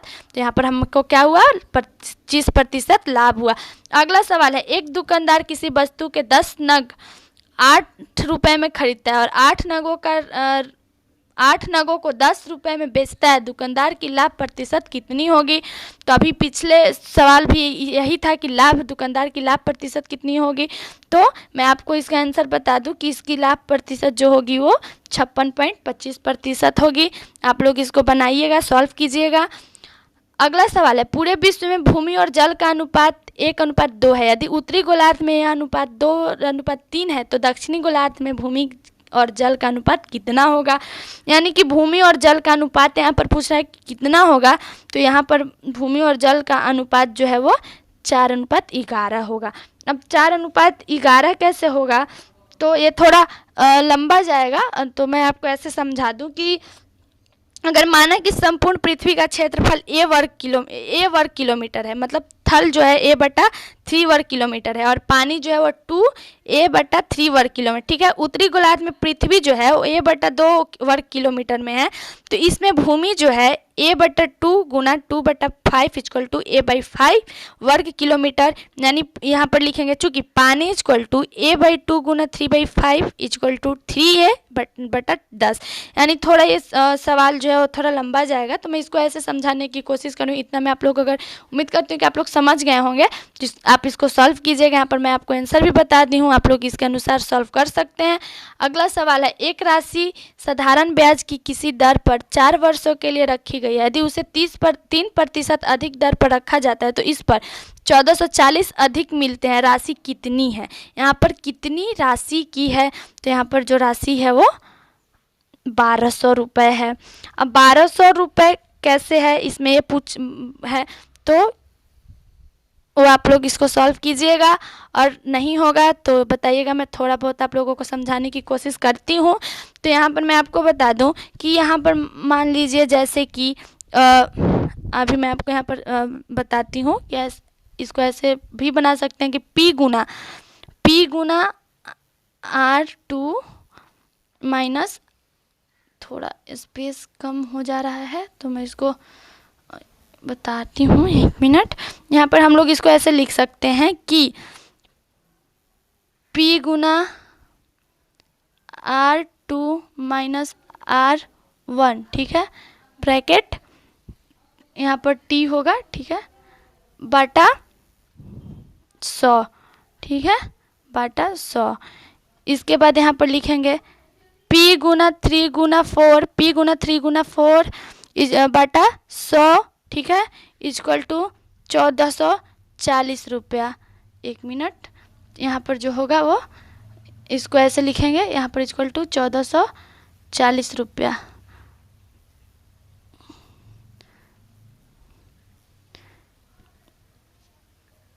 1440 रुपया, ठीक है। उसके बाद 1440 रुपया यहाँ पर, इसको फिर से मैं इसको मिटा रही हूँ, आप लोग इसको नोट करते जाइएगा। 1440 रुपये यहाँ तक हम लोग किए। उसके बाद यहाँ पर हम लोग ऐसे लिख सकते हैं कि P इक्वल टू 1440 गुना 100 बटा 3 गुना 4, ठीक है, 3 गुना 4। उसके बाद जो हमारा टोटल मूल्य निकल के आएगा वो हो जाएगा 1200 रुपया, यानी यहाँ पर 1200 रुपया आप लोगों का दिया हुआ है। तो हमारा अगला सवाल है, एक फैक्ट्री के कामगारों का औसत वेतन 6000 रुपये है, वहाँ 12 अधिकारियों का औसत वेतन 14000 है, जबकि शेष व्यक्तियों का औसत वेतन 5600 है। इस फैक्ट्री में कुल कामगारों की संख्या कितनी है, यानी यहाँ पर कुल कामगारों की संख्या कितनी है ये पूछ रहा है। तो यहाँ पर हम इसको जो है वो कि ऐसे बोल इसका मतलब आप इसको इस तरह से भी बना सकते हैं कि अगर फैक्ट्री में कामगारों की कुल संख्या x है और गैर अधिकारी कर्मचारियों की जो है वो x - 12, यानी कि मैं जैसे कि यहाँ पर लिखा है कि एक फैक्ट्री में कामगारों के औसत वेतन 6000 रुपये है, वहीं 12 अधिकारियों का 14000 और जबकि शेष व्यक्तियों का 5600 है, ठीक है। तो यहाँ पर आप इसको ऐसे बना सकते हैं कि अगर फैक्ट्री में कामगारों की कुल संख्या x है, गैर अधिकारी कर्मचारियों का जो है गैर अधिकारी यहाँ पर कर्मचारियों की जो है x - 12 हो गया, ठीक है, 12। उसके बाद इसको ऐसे लिख सकते हैं कि चूँकि 6000 रुपये, तो यहाँ पर इसको ऐसे लिख सकते हैं कि 12 गुना 14000 प्लस, इसको ऐसे ब्रैकेट में लिखेंगे कि x - 12 गुना 5600, ठीक है, 5600 बाटा, टोटल के यहाँ पर बाटा करेंगे तो टोटल का x बटा x, ठीक है। यहाँ तक आप लोग इसको नोट कीजिएगा और इसको समझिएगा कि मैं कैसे बना रही हूँ, ठीक है। तो यहाँ तक आप समझ गए कि 12 गुना 14000 करेंगे, उसके बाद प्लस x - 12 करेंगे, उसके बाद गुना 5600 कर देंगे। उसके बाद बात आता है यहाँ पर लिखेंगे equal to 60x equal to 12 गुना 140, ठीक है, 140 प्लस x प्लस 12। ये टोटल जो है एक ही लाइन में है, बट यहाँ पर स्पेस छोटा होने की वजह से मैं आपको ऐसे बता रही हूँ, ठीक है। x प्लस 12 x माइनस, यहाँ पर x माइनस होगा x - 12, ठीक है। उसके बाद यहाँ तक आप लोग नोट कीजिएगा, उसके बाद आगे बताती हूँ मैं।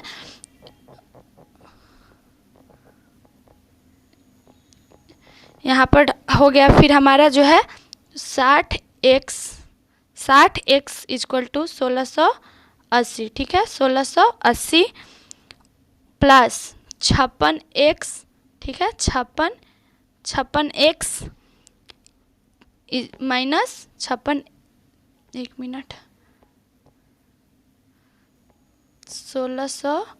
1680, ठीक है, 60x minus 1680, 60x equal to 1680 plus 56x minus 672, ठीक है, 672। उसके बाद यहाँ पर लिखेंगे 60x माइनस 56x, ठीक है, 56x इक्वल टू 1008, ठीक है, 1008, ठीक है।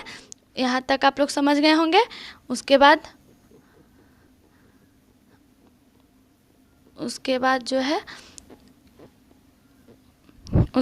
जो है यानी कि हमारा टोटल क्या है 60x minus 56x equal to 1008। तो यहाँ पर लिखेंगे 4x, ठीक है, 4x इक्वल टू 1008, ठीक है। 60 माइनस 56 किए तो हमारा क्या रहा है निकल के 4x equal to 1008 equal to यहाँ पर लिखेंगे x इक्वल टू 200 252। ठीक है, तो हमारा क्या है 252 इसका सही आंसर है।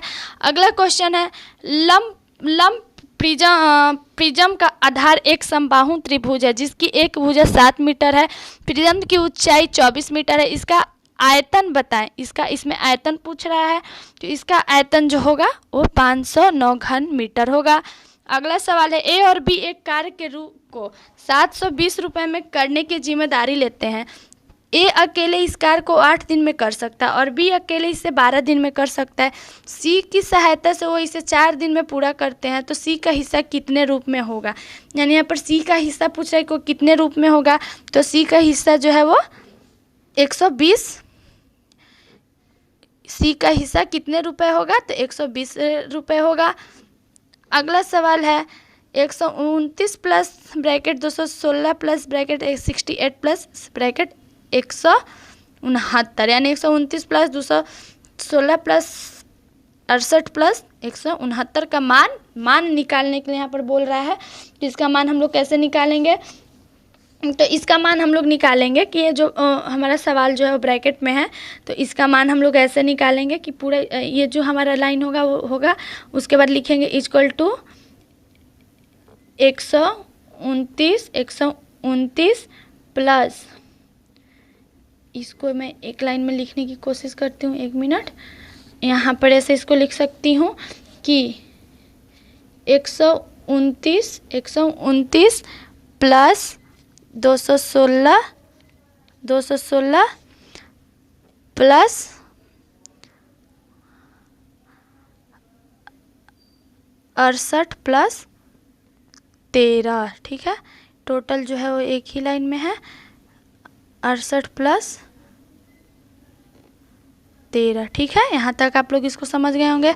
उसके बाद इसको ऐसे लिखेंगे कि यहाँ पर इक्वल टू, इस लाइन के बाद यहाँ पर 1 मिनट, तो यहाँ पर उसके बाद थोड़ा जगह कम है, जैसे कि मैं बार बार ये बात बोल रही हूँ कि थोड़ा सा स्पेस कम होने की वजह से मुझे मिटाने की ज़रूरत पड़ रही है। तो जैसा कि मैं बताई 129 प्लस 216 प्लस 68 प्लस 169, तो यहाँ पर लिखेंगे 129 प्लस 216 प्लस 68 प्लस 13। ठीक है, यहाँ तक आप लोग क्लियर है। उसके बाद लिखेंगे इक्वल टू 129। ठीक है, 129 प्लस 200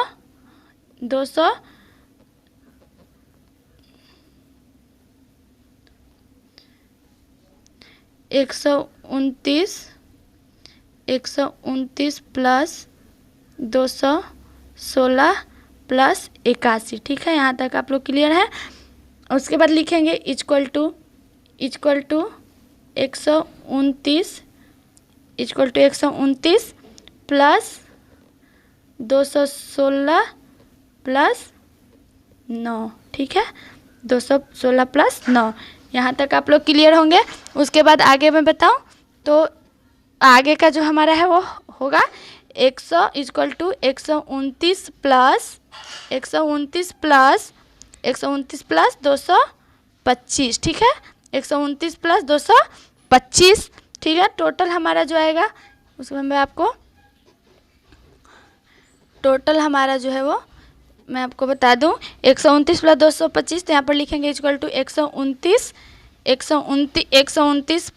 प्लस 15। ठीक है, 129 plus 15 equal to 144 equal to 12, यानी इसका आंसर होगा 12। ठीक है, अगला सवाल है एक वर्ग की भुजा 10% बढ़ जाती है, इसका क्षेत्रफल कितने प्रतिशत बढ़ेगा। यानी एक वर्ग की भुजा जो है वो 10% बढ़ जाती है, इसका क्षेत्रफल कितने प्रतिशत बढ़ेगा। तो इसका क्षेत्रफल जो है वो कितने प्रतिशत में, तो वो 21% में बढ़ेगा।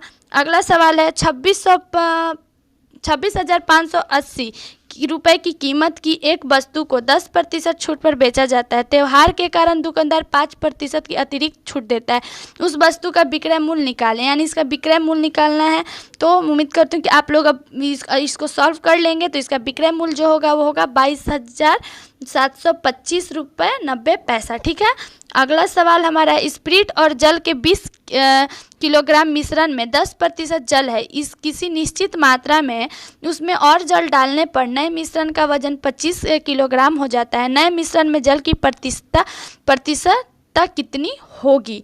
यानी जल की प्रतिशत पूछ रहा है कि कितनी होगी, तो जल की प्रतिशत जो होगी वो टोटल 28% होगी। अगला सवाल है 48 मीटर लंबी और 31.5 मीटर चौड़ी एक निम्न भूमि की ऊंचाई 6.5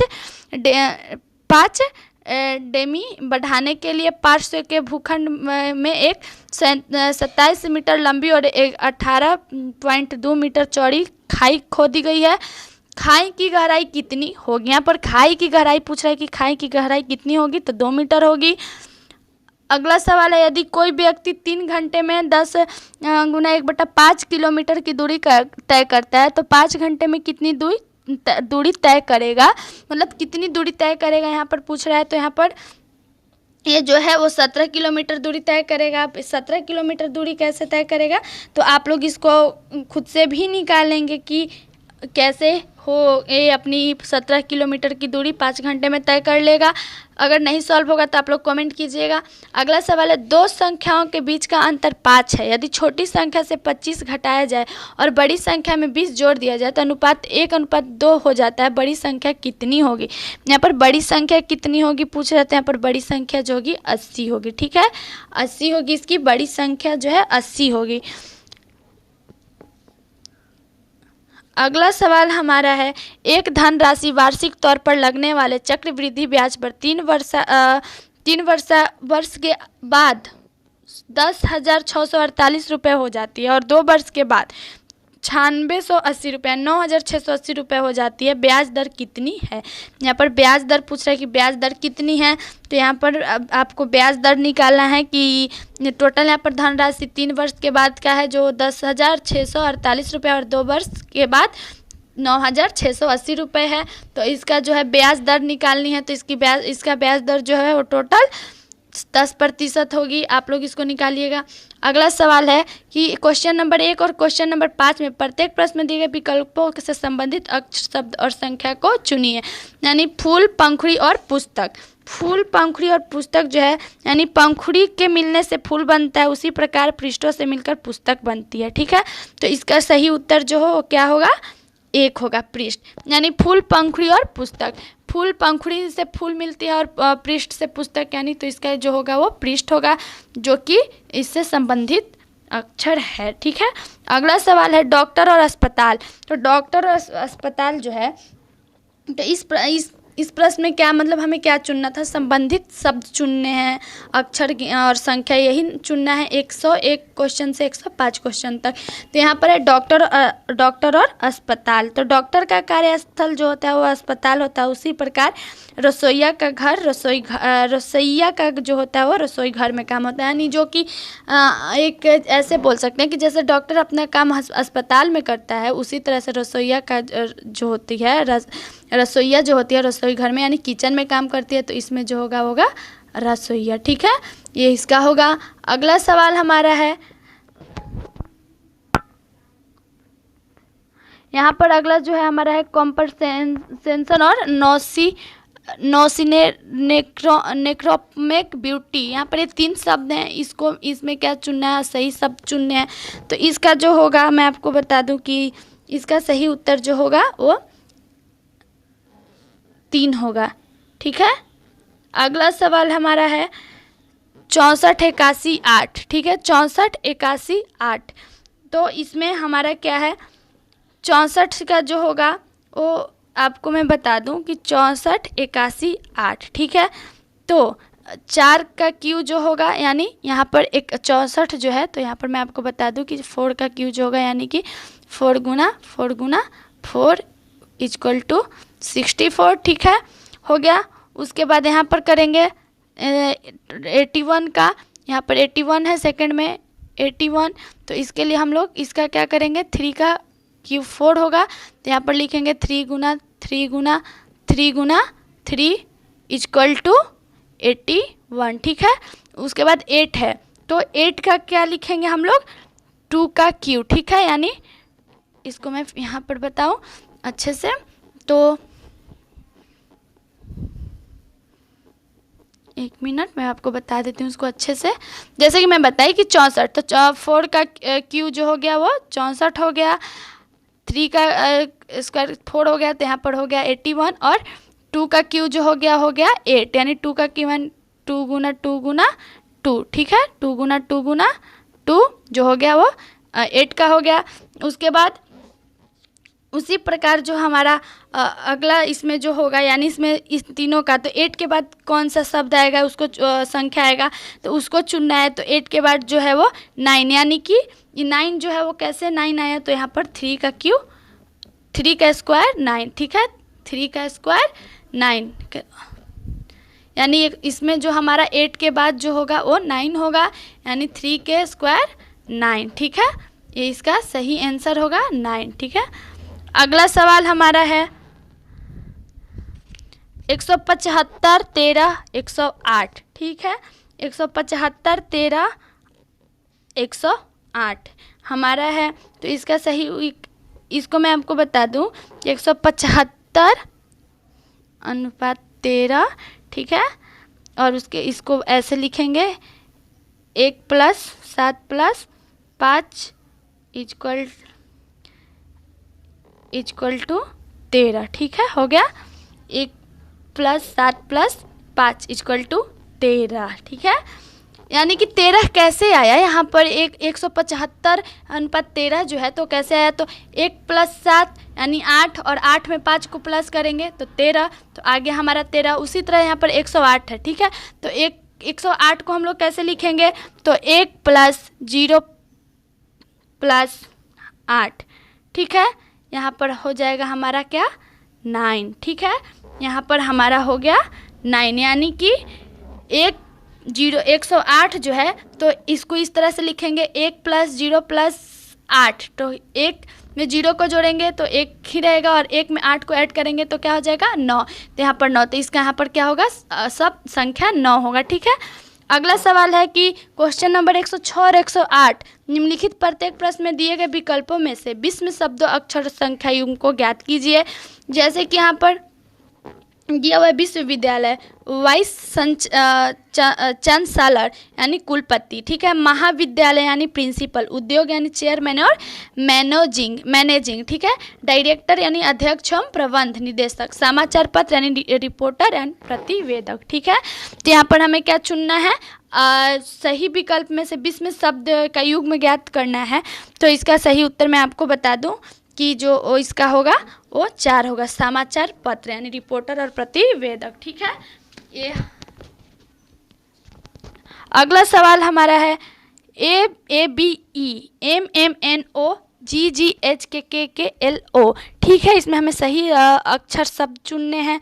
तो जैसे मैं आपको बता दूं AABE, ठीक है, ये जो है AABE, ठीक है, इसमें क्या है, और MMNO, ठीक है, यहाँ पर MMNO है, उसके बाद GGHK है, उसके बाद KKLO है, ठीक है। तो इसका सही उत्तर जो होगा वो होगा 2, यानी MMNO, ठीक है, MMNO। वो कैसे, तो कि ऐसे अगर हम इसको ऐसे लिखते हैं A, ठीक है, यानी कि +0, ठीक है, उसके बाद क्या है B, ठीक है, पहला का मैं आपको बता रही हूँ, इसका यहाँ पर मैं जो बता रही हूँ पहला का बता रही हूँ कि पहला हम किस तरह से लिखेंगे, तो AABE है, तो AAB, तो यहाँ पर +0 हो जाएगा, उसके बाद +1 हो जाएगा, ठीक है, उसके बाद B के बाद E है, B के बाद E है, तो उसमें होगा +3, ठीक है, ये पहला का हो गया। अब इसी तरह से हमारा दूसरा भी हम देखेंगे।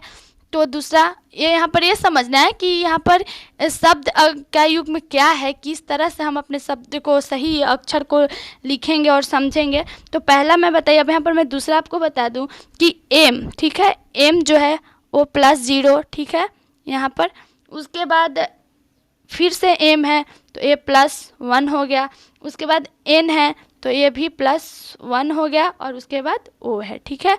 तीसरा का बात करें तो फिर ये जी, इसी तरह से इसको इन सारे शब्द को हम लोग लिखेंगे, ठीक है, +1, उसके बाद क्या है एच, ये भी +1, और उसके बाद के, ठीक है, इसी तरह से 4 को भी लिखेंगे, लेकिन इसमें जो हमारा सही शब्द होगा वो होगा MMNO, ठीक है, MMNO जो है वो हमारा सही शब्द है, क्योंकि इसमें मैं आपको बता दूं कि ए के बाद AAB, ठीक है, लेकिन ई जो है वो कितने अक्षरों के बाद आएगा, सी डी ई, मतलब 2 अक्षर के बाद ई, तीसरे नंबर पे ई आएगा। उसी तरह से एम एम एन ओ, तो एम एम एन ओ, ठीक है, एम एन ओ, ठीक है।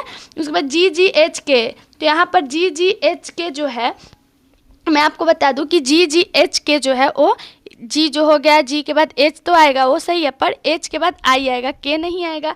तो ये जो है के कितने शब्दों के बाद आएगा, जी एच आई के, यानी 3 अक्षर के बाद जो है वो के आता है। उसी तरह से के एल ओ, यानी के एल ओ यहाँ पर नहीं होगा, जे के एल एम एन ओ होता है, ठीक है। तो ये तीनों शब्द जो है वो गलत हैं, पर ये जो है हमारा दूसरा नंबर वो सही है। मैं जो कहना चाहती हूँ कि वो आप लोग ज़रूर समझ रहे होंगे। जैसे हमें सही शब्द चुनना है, तो यहाँ पर सब अलग अलग हैं तीनों, पर एम एम एन ओ जो है वो सही शब्द है। अगला सवाल है 12 - 39, 16 - 52 और 19 - 61 और 24 - 76, ठीक है। तो यहाँ पर सभी को क्या करना है, माइनस करना है। तो मैं आपको बता दूं, पहले आपको मैं बता दूं क्या कि इसमें किस तरह से हमें इसको बनाना है। तो पहला जो हमारा 12 - 39 है, ठीक है। तो इसको हम लोग किस तरह से लिखेंगे, 12 × 3, ठीक है, 12 × 3 + 3, तो क्या आएगा, 12 × 3 = 36 और +3 कर देंगे तो हमारा टोटल निकल के आ जाएगा 39, ठीक है। पहला हो गया। अब दूसरा है 16 - 52, ठीक है, 16 - 52 हमारा दूसरा है। तो इसको हम लोग कैसे लिखेंगे, 16 - 52 को हम लोग कैसे लिखेंगे, यहाँ पर मैं आपको बता दूं। तो यहाँ पर ऐसे लिखेंगे इसको कि 16 × 3 + 4, ठीक है ना। 16 16 16 48 और 48 में जो है वो 4, यहाँ पर 4 होगा। यहाँ पर मैं आपको 1 मिनट बता दूं अच्छे से। 16 × 3 + 4, ठीक है, 4, 16 × 3 + 4, यानी 16 × 3 = 48 + 3 = हो गया 52, ठीक है। दूसरा भी आप लोग समझ गए। अब तीसरा आता है 19 - 61, ठीक है, 19 - 61 जो है वो आता है। तो यहाँ पर मैं आपको तीसरा बता दूं कि इसको किस तरह से लिखेंगे, इसको किस तरह से लिखेंगे 19 - 61 को। तो 1 मिनट मैं आपको बताती हूँ। 19 - 61 जो हो गया, तो इसको हम लोग किस तरह से लिखेंगे, तो इसको हम लोग किस तरह से लिखेंगे, 19 × 3 + 4, ठीक है, 19 × 3 + 4, तो हमारा निकल के आ जाएगा 61, ठीक है। तो आप लोग इसको जानेंगे कि 19 टेबल आप लोगों को 19 का, तो मैं आपको बता दूं कि 19 × 3 = 57, इसको अच्छे से मैं आपको बता दूं यहाँ पर कि 19 × 3 = 57 + 4 = 61। ये हमारा हो गया क्या, तीसरा का हो गया। अब चौथा हमारा क्या है, 24 - 76, ठीक है, 24 - 76 है। तो इसको हम लोग कैसे लिखेंगे वो मैं आपको बता दूं। यहाँ पर 24 - 76 हमारा जो है चौथा ऑप्शन है। तो इसको हम लोग ऐसे लिखेंगे, इसको हम लोग 24 × 3, ठीक है, 24 × 3 + 4, ठीक है, 24 × 3 + 4, यानी कि 24 × 3, ठीक है, 24 × 3, यानी टोटल हमारा क्या है, 24 का टेबल 24 × 3 यानी कि 72, ठीक है, 72 आया, +4 कर देंगे तो हमारा 76 आ जाएगा। यानी हमारा चारों ऑप्शन जो है वो हल हो गया। तो इसमें जो अलग है, भिन्न है, मैं आपको ये बता दूं कि इसमें जो होगा वो 3 नंबर होगा, 16 - 61 जो है वो अलग आ रहा है, ठीक है। अगला है हमारा कि क्वेश्चन नंबर 9 और क्वेश्चन नंबर 10, ठीक है। बेमेल का चयन कीजिए, यानी बेमेल का चयन करना है इसमें, तो जो समूह का नहीं है, यानी बेमेल का चयन कीजिए जो समूह का नहीं है। तो इसमें आपको मैं बता दूं कि इसमें जो समूह का नहीं है, जैसे रिक्शा, टैक्सी, टांगा, ठेला, ये 4 को दिया है, पर इसका जो सही समूह नहीं है वो होगा टैक्सी। टैक्सी कैसे समूह का बेमेल चयन मतलब समूह का नहीं है, मैं आपको बता दूं कि टैक्सी एक मशीन युक्त परिवहन साधन है, ठीक है ना। वो एक रिक्शा और टांगा और ठेला जो है वो आप लोग देखे होंगे, रिक्शा और टांगा और ठेला जो है वो तीनों एक तरह का है, लेकिन टैक्सी जो है वो एक मशीन युक्त परिवहन है जो मशीन पे चलती है, ठीक है। अगला सवाल हमारा है पीतल, गन मेटल, कांस्य और जमरेनियम, ठीक है। तो इसमें जो हमारा अलग है, तो मैं आपको बता दूं कि इसका सही आंसर होगा आपका जर्मनियम, ठीक है। क्योंकि पीतल, गन मेटल और कांस्य, ये तीनों जो है वो एक जेनिमल जो है वो छोड़कर सभी ये सब मिश्र धातु हैं, लेकिन ये एक मिश्र धातु नहीं है, इसलिए ये अलग है। अगला सवाल है, यदि बीते कल से पहले का दिन शनिवार था तो आने वाला कल के बाद वाला दिन कौन सा होगा। यानी जो बीता कल से पहले का दिन शनिवार, ठीक है, तो आज जो है वो सोमवार है, ठीक है। तो आने वाला कल क्या होगा, तो हमारा यदि जो हमारा बीता हुआ कल हो शनिवार है और आज क्या है वो सोमवार है, तो हमारा कल के आने वाला दिन जो होगा वो मंगलवार होगा, ठीक है। वो हमारा कौन सा दिन होगा, सॉरी वो हमारा जो आने वाला दिन है, मुझे थोड़ा सा बोलने में गलती हो गया, बुधवार होगा, ठीक है। बुधवार जो है वो हमारा आने वाला कल होगा। अगला सवाल हमारा है, निम्नलिखित अक्षर श्रृंखला में कितने पी क्यू एस इस प्रकार उपस्थित हैं कि क्यू मध्य में है और पी और एस उसके किसी भी ओर हैं, ठीक है। इससे मैं रिलेटिव कल भी आपको क्वेश्चन बताई थी, तो आज मैं इसको आंसर बताऊंगी, लेकिन आप लोग सॉल्व कीजिएगा इसको खुद से, ठीक है। तो मैं आपको इसका आंसर बता दूं कि ये होगा 3, ठीक है, ये 3 की ओर होगा, ठीक है। अगला सवाल हमारा, नीचे दिए गए 4 समूहों में से उस समूह को ज्ञात कीजिए जो दिए गए समूह के समान है। दिया गया समूह जो है 63, 54, 45, ठीक है। तो इसको हम लोग क्या करेंगे, सही समूह को ज्ञात करेंगे। तो यहाँ पर जो हमारा होगा, मतलब जो हमारा 63, 54 और 45 दिया गया है, तो इसको हम लोग इस तरह से कर सकते हैं कि 63 माइनस 54, ठीक है, 63 माइनस 54 इक्वल टू 9, ठीक है।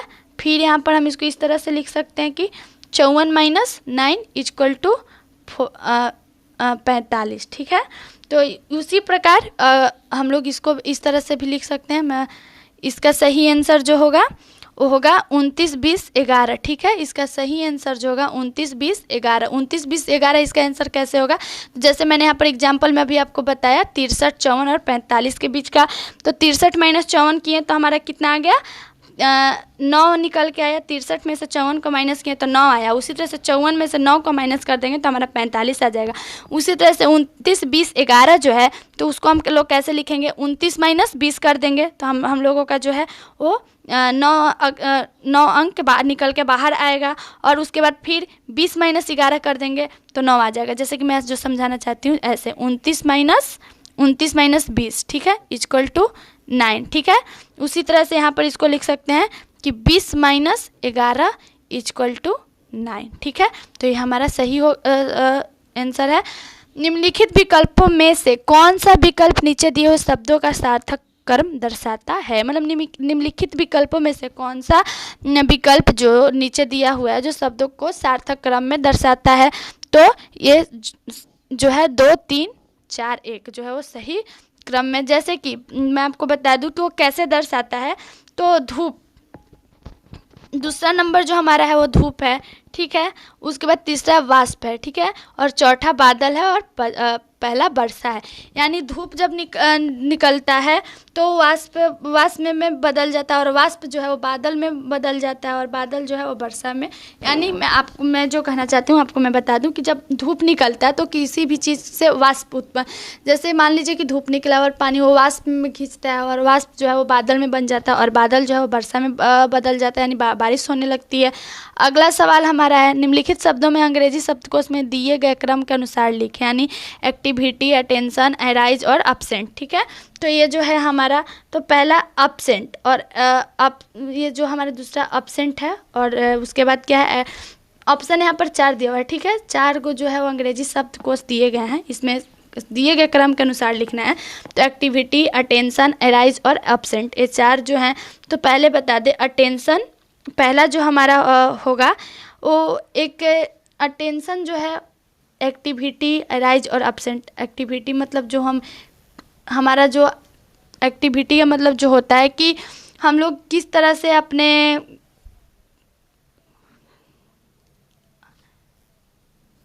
यहाँ पर मैं 1 मिनट मैं इसको अच्छे से एक्सप्लेन कर दूँ, इस तरह से मैं कर दूँ कि एक्टिविटी, अटेंशन, अराइज, अपसेंट। तो पहले इसको अपसेंट, उसके बाद एक्टिविटी, उसके बाद अराइज, उसके बाद जो होता है अटेंशन, ठीक है। तो इसका सही जो होगा वो उसका सही उत्तर जो होगा मैं आपको बता दूं कि इसका सही उत्तर होगा 4 1 3 2, ठीक है। एब्सेंट, एक्टिविटी, एराइज, अटेंशन, ये इसका सही होगा। अक्षरों का कौन सा समूह खाली स्थान पर क्रमवार रखने से दी गई अक्षर श्रृंखला को पूरा करेगा, यानी कि किस क्रमवार रखने से दी गई अक्षरों का श्रृंखला को पूरा करेगा। तो इसका सही उत्तर आपको मैं बता दूं 3, BAAB, ठीक है। अगला सवाल है कि प्रश्न नंबर 117 और 119 के निम्नलिखित प्रत्येक प्रश्न में एक अनुक्रम दिया गया जिसमें एक पद लुप्त है। दिए गए विकल्पों में से वह सही विकल्प चुनिए जो अनुक्रम को पूरा करेगा। जिप विप टिप, ठीक है, यहाँ पर 3 को दिया हुआ है, जिप विप टिप, ठीक है। तो इसमें जो है इसका सही उत्तर जो होगा जिप विप टिप। तो इसका मैं आपको सही उत्तर बता दूं QIP, ठीक है, QIP। अगला सवाल हमारा है 10 18 28 40 54 70। 10 18 28 40 54 70। तो कैसे है वो आपको मैं बता दूं। तो यहाँ पर 10 + 8 = 18, ठीक है, हो गया। उसके बाद 18 + 10 = 28, ठीक है। उसके बाद 28 + 12 = 40, ठीक है, 3 हो गया। उसके बाद 54 जो है तो 40 + 14 = 54, ठीक है। यहाँ तक आपको, अब मैं इसको अच्छे से समझा दूंगी। पहले मैं आपको यहाँ पर लिख के बता रही हूँ, उसके बाद आप लोग इसको देखिएगा, उसके बाद मैं आपको एक्सप्लेन करूँगी कि मैं बताना क्या चाहती हूँ। उसके बाद हम लोग यहाँ थे 40 + 14 = 54। उसके बाद यहाँ पर 54 + 16 = 70, ठीक है। तो पहला हमारा जो 10 में 8 को प्लस करेंगे तो 18 आया, 18 में 10 को प्लस करेंगे तो 28 आएगा, 28 में 12 को प्लस किए तो 40 आया, और 40 में 14 को प्लस किए तो 54 आया, और 54 में 16 प्लस किए तो हमारा 70 आया, ठीक है। तो अब 70 में कितना ऐड करेंगे तो यहाँ पर हर दो अंक का जो है वो डिस्टेंस है, यानी 10 में 10 + 8, यानी पहला हमारा वर्ड है 8। उसके बाद 18 + 10 यानी फिर 2 हमारा हुआ सब संख्या का जो है, मतलब इन सबको ऐड करने में 2 अंक का जो है वो अंतर है, यानी 10 में 8 प्लस किए, फिर 18 में 10 को किए, फिर 28 में 12 को किए, फिर इस तरह से हम लोग करते गए तो हमारा क्या हुआ सब। तो इसी तरह से 70 में 16 के बाद 2 शब्द आगे आएंगे तो 16 के बाद 16 में 2 ऐड करेंगे तो कितना आ गया 18, यानी 70 + 18 करेंगे तो हमारा क्या होगा 88, ठीक है। तो आज इसका सही उत्तर 88 होगा। अगला सवाल है लक्ष्मण मेरे घर से 15 किलोमीटर पश्चिम में गया, फिर बाएं मुड़कर 20 किलोमीटर चला, वह पूर्व दिशा में मुड़कर 25 किलोमीटर चला और आखिरी में बाएं मुड़कर 20 किलोमीटर चला। वह मेरे घर से कितनी दूरी पर था। तो वह लक्ष्मण के घर से कितने किलोमीटर के दूरी पर था ये पूछ रहा है। तो मैं आपको बता दूं कि वो लक्ष्मण के घर से 10 किलोमीटर के दूरी पर था। अगला सवाल हमारा है यदि बीते कल से पहले दिन परसों रविवार था, यदि बीते कल से पहले दिन परसों रविवार था तो बृहस्पतिवार कब होगा। यानी बीते कल से पहले दिन परसों रविवार था तो बृहस्पतिवार कब होगा। यहाँ पर बृहस्पतिवार कब होगा तो ये पूछ रहा है, यानी बीते कल से पहले जो दिन था वो रविवार था और आज जो मंगलवार है, तो कल से अगले दिन, ठीक है। तो यहाँ पर कल से अगले दिन जो है वो कब होगा, तो मैं आपको बता दूं कि कल का जो अगला दिन होगा वो कल से अगले दिन में बृहस्पतिवार होगा। अगला है मोहन आयु में प्रवीर से बड़ा है, सुरेश प्रवीर से छोटा है, मिहिर सुरेश से बड़ा है किंतु प्रवीर से छोटा है। चारों में सबसे छोटा कौन है। मोहन आयु में प्रवीर से बड़ा है, ठीक है, सुरेश प्रवीर से छोटा है, मिहिर सुरेश से बड़ा है किंतु प्रवीर से छोटा है। तो चारों में सबसे छोटा कौन है, यहाँ पर चारों में सबसे छोटा पूछ रहा है कि सबसे छोटा कौन है, तो वो सुरेश है। हमारा अगला सवाल है एक मनुष्य अपने पुत्र से आयु में 20 वर्ष बड़ा है, 2 वर्ष में उसकी आयु अपने पुत्र की आयु से दुगनी होगी, उसके पुत्र की वर्तमान आयु क्या होगी। तो उसके पुत्र की वर्तमान आयु क्या होगी इसमें पूछ रहा है। तो इसमें उसकी पुत्र की वर्तमान आयु जो है वो 22 वर्ष होगी। यानी कि आपको मैं ऐसे आप इसको इस तरह से भी बना सकते हैं कि इसकी पुत्री की वर्तमान आयु 1 वर्ष है, तो मनुष्य की वर्तमान आयु क्या होगी, x + 24। ठीक है,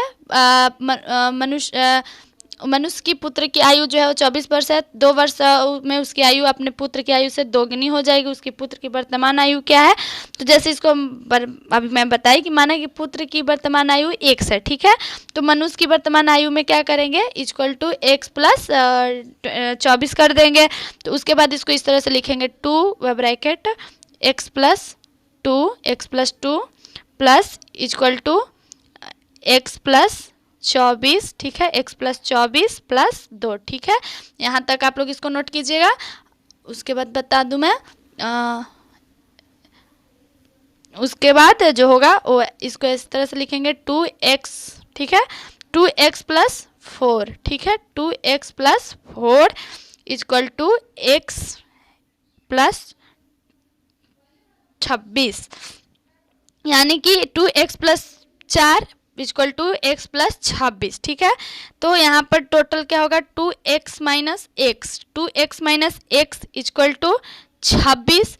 ठीक है, = 26 - 4। ठीक है, 26 - 4 तो टोटल क्या होगा, 26 - 4 कर देंगे तो टोटल कितना निकल गया हमारे पास, 22 वर्ष। ठीक है, तो यहाँ पर 20 का सही उत्तर 22 वर्ष होगा। अगला सवाल है, यदि एक पंक्ति में आगे से 7वां व्यक्ति पीछे से 10वां व्यक्ति है तो पंक्ति में कुल कितने व्यक्ति हैं। यदि एक पंक्ति में आगे से 7वां व्यक्ति पीछे से 10वां व्यक्ति है, यदि तो पंक्ति में कुल कितने व्यक्ति हैं। तो यहाँ पर पूछ रहा है कि कुल कितने व्यक्ति हैं। तो यहाँ पर मैं आपको बता दूँ कि इसमें जो है वो इसका सही उत्तर जो है वो होगा 16, यानी टोटल पंक्ति में जो थे वो 16 व्यक्ति थे। 16 व्यक्ति कैसे हैं वो मैं आपको बता दूं, तो आगे से 7वां व्यक्ति यानी 7। ठीक है, और पीछे से 10वां व्यक्ति यानी 7 + 10। ठीक है, उसके बाद 10वां व्यक्ति, तो पंक्ति में कुल कितने व्यक्ति हैं, तो 7 + 10। ठीक है, -1 = 16। ठीक है, एक पंक्ति मतलब पंक्ति एक है।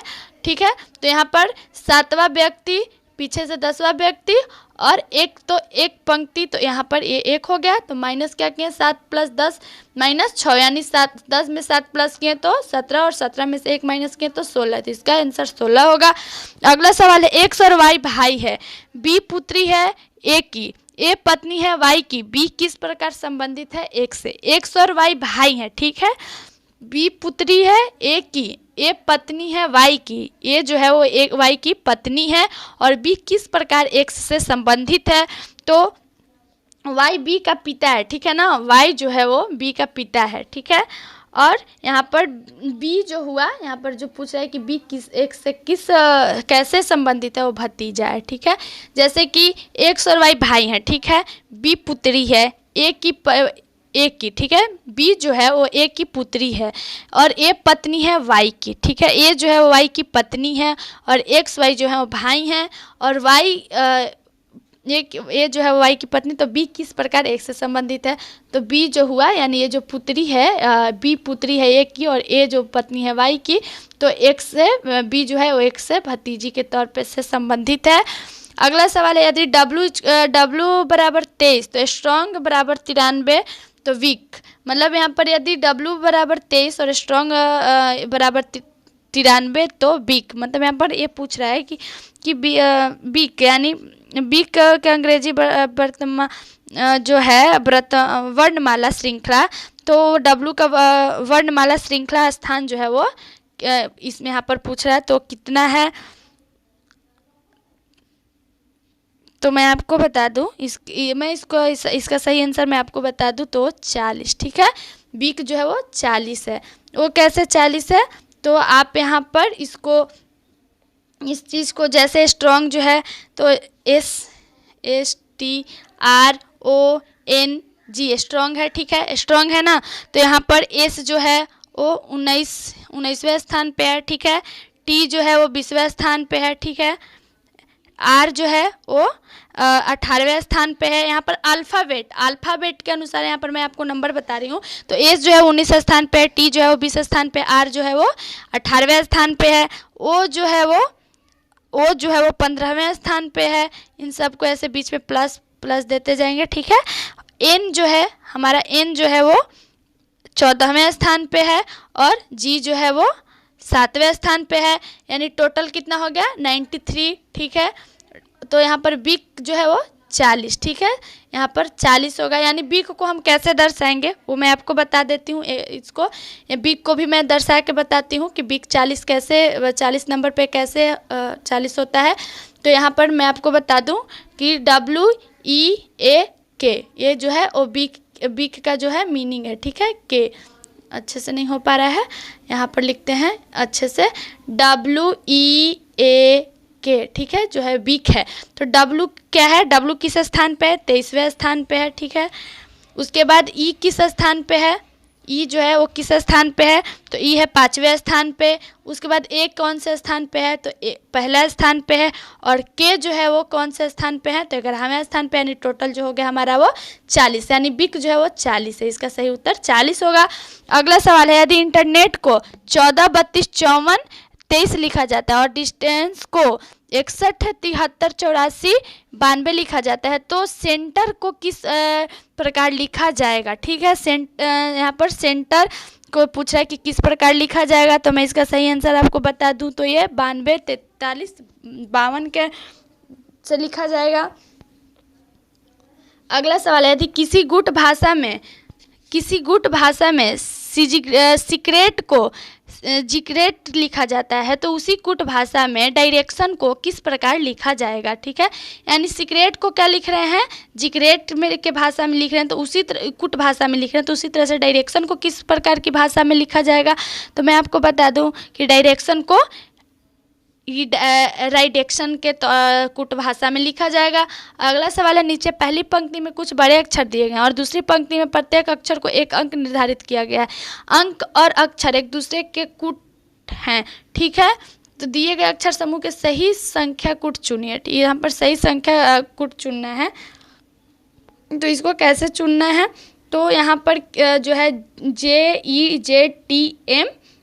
ठीक है, तो जे जो है ओ इसको हम लोग कैसे दर्शाएंगे, तो इसको मैंने आपको कल ही से रिलेटिव क्वेश्चन बताया है। आप लोग जो लोग वीडियो नहीं देखे हैं मॉडल सेट 1 और मॉडल सेट 2 का, तो वो जाकर देखें, और वहाँ पर मैं हर क्वेश्चन को अच्छे से एक्सप्लेन की हूँ, तो वहाँ पर आपको इसका आंसर मिल जाएगा कि इसको किस तरह से बनाना है। वैसे मैं इसका आंसर बता दूँ कि इसका जो सही आंसर होगा वो होगा 970432। ठीक है, अगला सवाल हमारा, दिए हुए विकल्पों में से उस शब्द को चुनिए जो दिए गए शब्द अक्षरों का प्रयोग करके बनाया जा सकता है। तो इसका सही उत्तर मैं आपको बता दूं, अगला, दिए हुए विकल्पों में से उस शब्द को चुनिए जो दिए गए शब्द के अक्षरों का प्रयोग करके नहीं बनाया जा सकता है। यानी यहाँ पर एक ऐसे शब्द को चुनना है जिसके शब्द के अक्षरों का प्रयोग करके नहीं बनाया जा सकता है, तो इसका सही उत्तर होगा रिप। ठीक है, ये जो है इसका शब्द नहीं बनाया जा सकता है। अगला सवाल है, क्वेश्चन नंबर 131 और 132, निम्नलिखित में प्रत्येक प्रश्न में दिए गए विकल्पों में से लुप्त संख्या ज्ञात करना है। 3, 15, 5, 5, 35, 7, तो 9 यहाँ पर प्रश्नवाचक चिन्ह है, क्वेश्चन जिसको क्वेश्चन मार्क कहते हैं, और 5। ठीक है, तो यहाँ पर जो लुप्त संख्या है उसको हमें चुनना है, मतलब यहाँ 9 और 5 के बीच में कौन सी संख्या होगी उसे चुनना है हमें। तो उसे हम लोग इसको कैसे चुने, तो हमारा अगला सवाल है, निर्देश मतलब प्रश्न नंबर 131 और 132 में निम्नलिखित प्रत्येक प्रश्न में दिए गए विकल्पों में से लुप्त संख्या ज्ञात करना है। यानी यहाँ पर जो हमारा लुप्त संख्या उसे ज्ञात करना है। तो यहाँ पर 3, 15, 5, 5, 35, 7, 9, यानी यहाँ पर तो जैसे कि मैं आपको बता दूँ कि ये मैथ कैसे बना हुआ है, तो यहाँ पर ये मैथ बना हुआ है 3 गुना 5, तो हमारा क्या आ गया 15। ठीक है, उसी तरह से 5 गुना 7, 5 गुना 7 इक्वल टू हमारा क्या आ गया 35। ठीक है, तो इसी तरह से 9 गुना 5 हम करेंगे तो हमें कितना मिलेगा 45। ठीक है, पर यहाँ पर हमारा जो है वो थोड़ा सा यहाँ पर 45 होगा 47 के जगह पर, तो इसका थर्ड आंसर होगा। अगला सवाल हमारा है 15, 11, 20, 2, 3, 1, 5, 6, 7, 5, 39, यानी इसे किस तरह से बनाया गया है। तो मैं आपको बता दूं कि इस मैथ को किस यहाँ पर भी वही करना है, यहाँ पर लुप्त संख्या को ही चुनना है। तो यहाँ पर जो हमारा लुप्त संख्या है उसे हमें ज्ञात करना है। तो मैं आपको बता दूं कि ये मैथ किस तरह से बना है, तो यहाँ पर मैं पहले आपको समझा दूँ। 15 गुना 2 प्लस 5, ठीक है, 15 गुना 2 प्लस 5, इसको ऐसे बोल सकते हैं 15 गुना 2 प्लस 5, यानी 15 15 दूनी 30 प्लस 5 इक्वल टू 35। ठीक है, ये हो गया पहला। उसके बाद क्या है 11, तो यहाँ पर ऐसे इसको लिखेंगे 11 गुना 3 प्लस 6। ठीक है, तो 33 प्लस 6 इक्वल टू 39। ठीक है, तो उसी तरह से अगला क्या है ना, यहाँ पर मैं इसको मिटा रही हूँ। तो अगला हमारा जो है वो है 20 गुना 1 प्लस 7, यानी कि 20 प्लस 7 इक्वल टू 27। तो इसका सही आंसर क्या होगा 27। अगला सवाल है कि क्वेश्चन नंबर 133 और 134 में निम्नलिखित प्रत्येक प्रश्न में कुछ समीकरण को एक विशेष प्रणाली के आधार पर हल किया गया, इसी आधार पर अनुत्तरित समीकरण का सही उत्तर ज्ञात करना है। तो इसका सही उत्तर ज्ञात करना, तो इसका आंसर होगा 965। ठीक है, 965। इसको आप लोग इसको खुद से सॉल्व कीजिएगा। अगला सवाल है यदि 882 इक्वल टू 20 और 996 इक्वल टू 26, तो 729 इक्वल टू कितना। तो यहाँ पर ये मैथ किस, यहाँ पर तो ऐसे वर्ड शब्द लिखे गए हैं, पर ये असल में ऐसे होगा 8 प्लस 2। ठीक है, यानी 8 ठीक है प्लस 2। ठीक, इस तरह से मैथ मैं आपको बताऊं कि किस तरह से। तो 8 प्लस 2 ठीक है, इक्वल टू कितना हो गया 20। ठीक है, अगला क्या है 9 प्लस 6, यानी 9 9 18 और प्लस यहाँ पर 2 करेंगे तो कितना आ जाएगा हमारा 9 9 प्लस 18 18 24 और 24 में प्लस 2 करेंगे तो हमारा 26 आ जाएगा। उसी तरह से 729, तो इसमें हम इसको ऐसे प्लस करेंगे 7 प्लस 2 प्लस 9 प्लस 2। ठीक है, 1 मिनट में इसको यहाँ मिटा दूँ, इसको मैं 7 ठीक है, इस तरह से इसको हम लोग दर्शाएंगे 7 प्लस 2 प्लस 9 प्लस 2, तो हमारा कितना आ गया 7 प्लस 2 9 और 9 में 9 को ऐड करेंगे तो 18 और 18 में 2 को ऐड करेंगे तो 20, तो हमारा सही उत्तर आ गया 20। ठीक है, अगला सवाल हमारा है दिए गए समीकरण को संतुलित करने तथा चिन्हों को प्रतिस्थापित करने के लिए गणितीय चिन्हों का सही क्रम चुनिए। ठीक है, गणितीय चिन्हों का सही क्रम चुनना है हमें। तो इसमें हम लोग आपको पहले किस तरह से दर्शाना और इसका गणितीय चिन्ह किस क्रम समूह में चुनना है। तो पहले मैं आपको बता दूं कि इसे ऐसे लिख सकते हैं 8 प्लस 6। ठीक है, 8 plus 6 plus 7 minus 3 equal to 18। इस तरह से हम लोग इसको क्या कर सकते हैं, लिख सकते हैं। कैसे 8 plus 6 plus 7 minus 3 equal to 18। तो ये हमारा क्या हुआ सही उत्तर। इसका जो गणितीय चिन्ह का सही क्रम हुआ वो ये हो गया plus plus minus equal to. यदि भागा का अर्थ है माइनस, माइनस का अर्थ है गुना, गुना का अर्थ है प्लस और प्लस का अर्थ है भागा, तो इसमें क्या पूछा है, तो इसमें भागा का क्या अर्थ होगा, यहाँ पर ये पूछा है। ठीक है, तो हम आपको इसका बता दें कि इसका सही उत्तर जो होगा वो 0 होगा। ठीक है ना, इसका सही उत्तर जो होगा वो 0 होगा। ओके, 0 कैसे होगा, अभी रहा हमारा सवाल कि 0 कैसे हो गया। तो पहले है क्या 20 गुना 60 भागा 40 माइनस 20 प्लस 10। ठीक है, यहाँ पर प्रश्नवाचक चिन्ह है, यानी यहाँ पर जो है वो क्या है। ठीक है, तो इसको हम लोग कैसे लिखेंगे, तो यहाँ पर इसको ऐसे लिखेंगे 20 प्लस 60। ठीक है, 20 प्लस 60। ठीक है, माइनस 40। ठीक है, ये एक ही लाइन में, 1 मिनट में इसको एक ही लाइन में लिखने की कोशिश करती हूँ।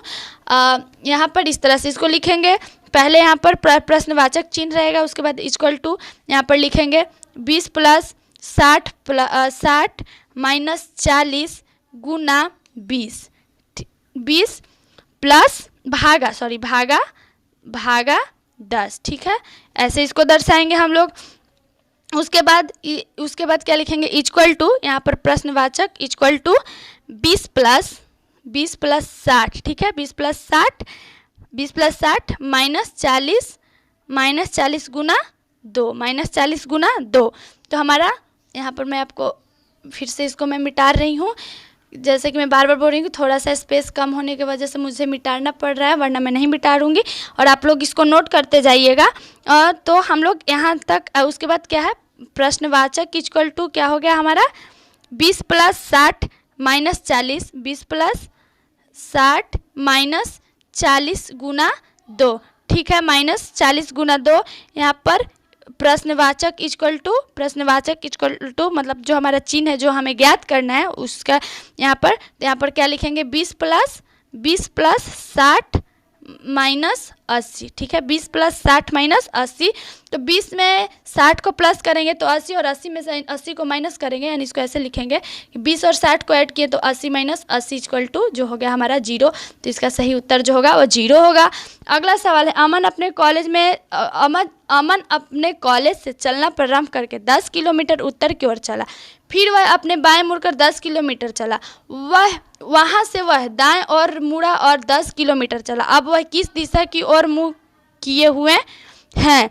किस दिशा की ओर मुँह किए हुए हैं? तो वो है उत्तर दिशा की ओर।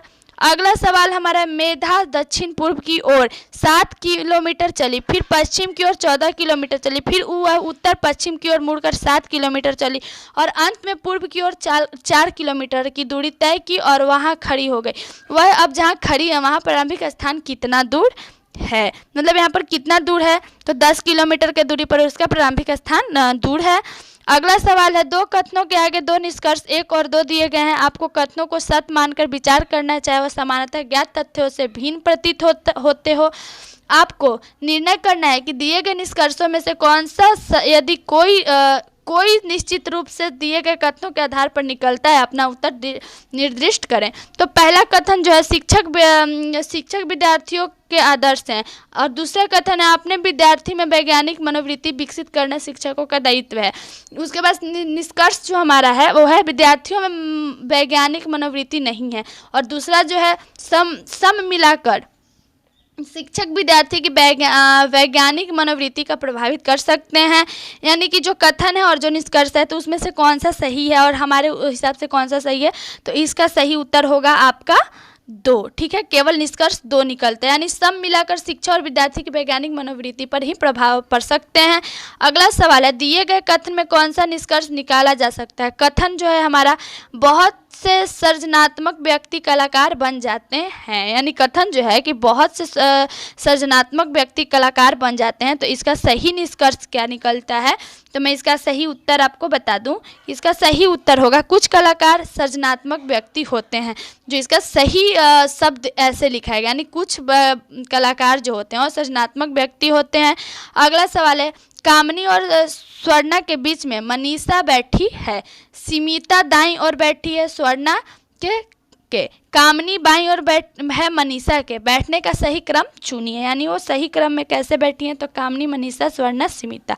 ठीक है, वो लोग ऐसे बैठी हैं, पहले कामनी है, फिर मनीषा है, फिर स्वर्णा है और फिर सीमिता है। ठीक है, अगला है एक शहर की जनसंख्या प्रत्येक 6 वर्ष में दुगनी हो जाती है। यदि 2005 में जनसंख्या 10,562 है तो किस वर्ष तक जनसंख्या बढ़कर 42,248 हो जाएगी? ठीक है, अगर एक शहर में जनसंख्या प्रत्येक 6 वर्ष पर दोगुनी हो जाती है, यदि 2005 में जनसंख्या 10,562 है तो किस वर्ष तक जनसंख्या बढ़कर 42,248 हो जाएगी? तो 2023 तक। ठीक है, 2023 तक जो है 6 वर्ष के बाद पूछ रहा है। तो यहाँ पर जो हमारा सही बी का उत्तर है वो है गलती, यहाँ पर जो है 2017, मतलब यहाँ पर 6 वर्ष का अंतर। तो 2017 में जो है वो जनसंख्या बढ़कर हो जाएगी 42,248। यहाँ पर क्या है 6 वर्ष में 2005 में जनसंख्या इतनी है तो किस वर्ष तक जनसंख्या दोगुनी बढ़ जाएगी? तो 2017 तक जो जनसंख्या वो दोगुनी बढ़ जाएगी। अगला सवाल है दिए गए पैटर्न को ध्यानपूर्वक अध्ययन करें और वह संख्या चुने जिसमें प्रश्न चिन्ह के स्थान पर आ सकती है। ठीक है, यहाँ पर प्रश्न चिन्ह पर जो शब्द आ सकती है उसे हमें चुनना है। तो इसका प्रश्न जो है इसका सही उत्तर जो है वो होगा 24। ठीक है, अब 24 कैसे होगा? इससे रिलेटिव मैंने बहुत सारे क्वेश्चन को सॉल्व करके मैं बताई हूँ, तो उम्मीद करती हूँ कि आप लोग ये खुद से सॉल्व करेंगे। अगला सवाल है नीचे दी गई आकृति में कितने त्रिभुज मौजूद हैं? तो टोटल जो त्रिभुज मौजूद हैं वो 9 है। ठीक है, अगला सवाल है दिए गए विकल्पों में से वह सही विकल्प चुने जो अनुक्रम को पूरा करेगा। ठीक है, ये जो है प्रश्नाकृति और ये उत्तराकृति है। तो इस आकृति में कौन सा अनुक्रम सही है, जो कि कौन सा विकल्प सही है जो कि अनुक्रम को पूरा करेगा? तो मैं आपको बता दूं कि इसमें 3 जो है वो इस अनुक्रम को पूरा करेगा। ठीक है, अगला सवाल है दिए गए विकल्पों में से लुप्त संख्या ज्ञात कीजिए। यानी यहाँ पर जो प्रश्नवाचक संख्या, यहाँ पर जो लुप्त संख्या उसे हमें ज्ञात करनी है।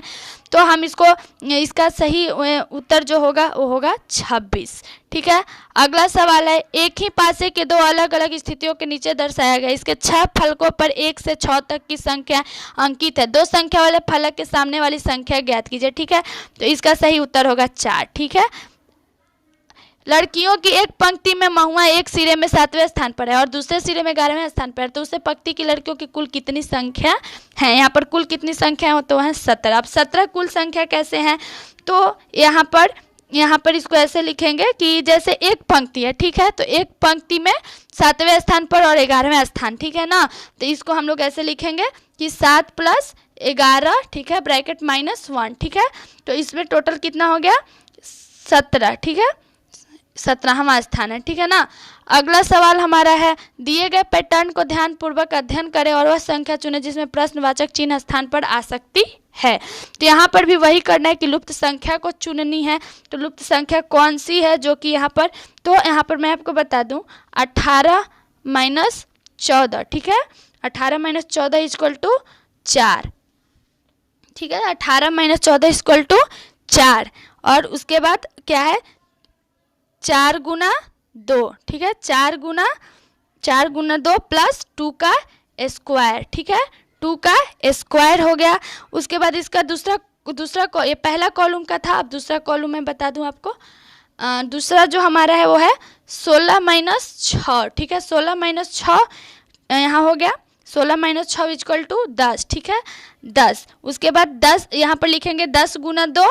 ठीक है, 10 × 2 + 1 का स्क्वायर। ठीक है, तो हमारा क्या आ गया यहाँ पर निकल के 21। ठीक है, यहाँ पर 20 + 1 = 21 यहाँ हो गया पहला कॉलम, दूसरा कॉलम। अब तीसरा जो हमारा बचा उसको मैं आपको बता दूं कि तीसरा कैसे होगा।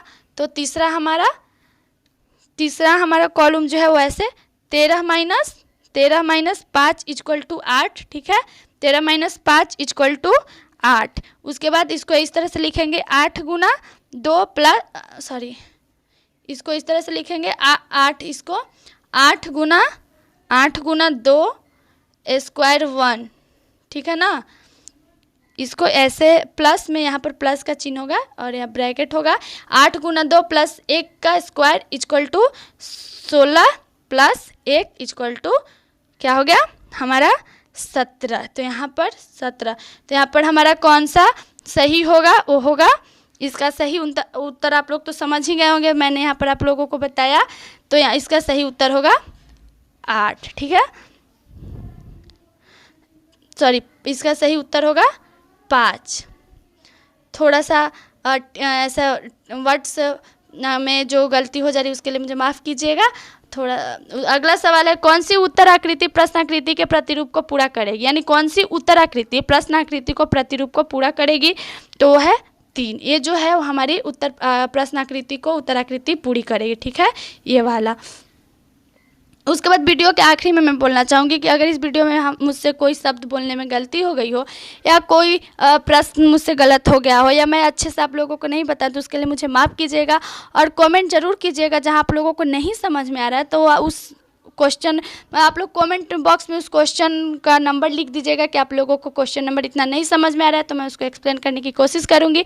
और आप मेरे यूट्यूब चैनल को लाइक और सब्सक्राइब ज़रूर कीजिएगा।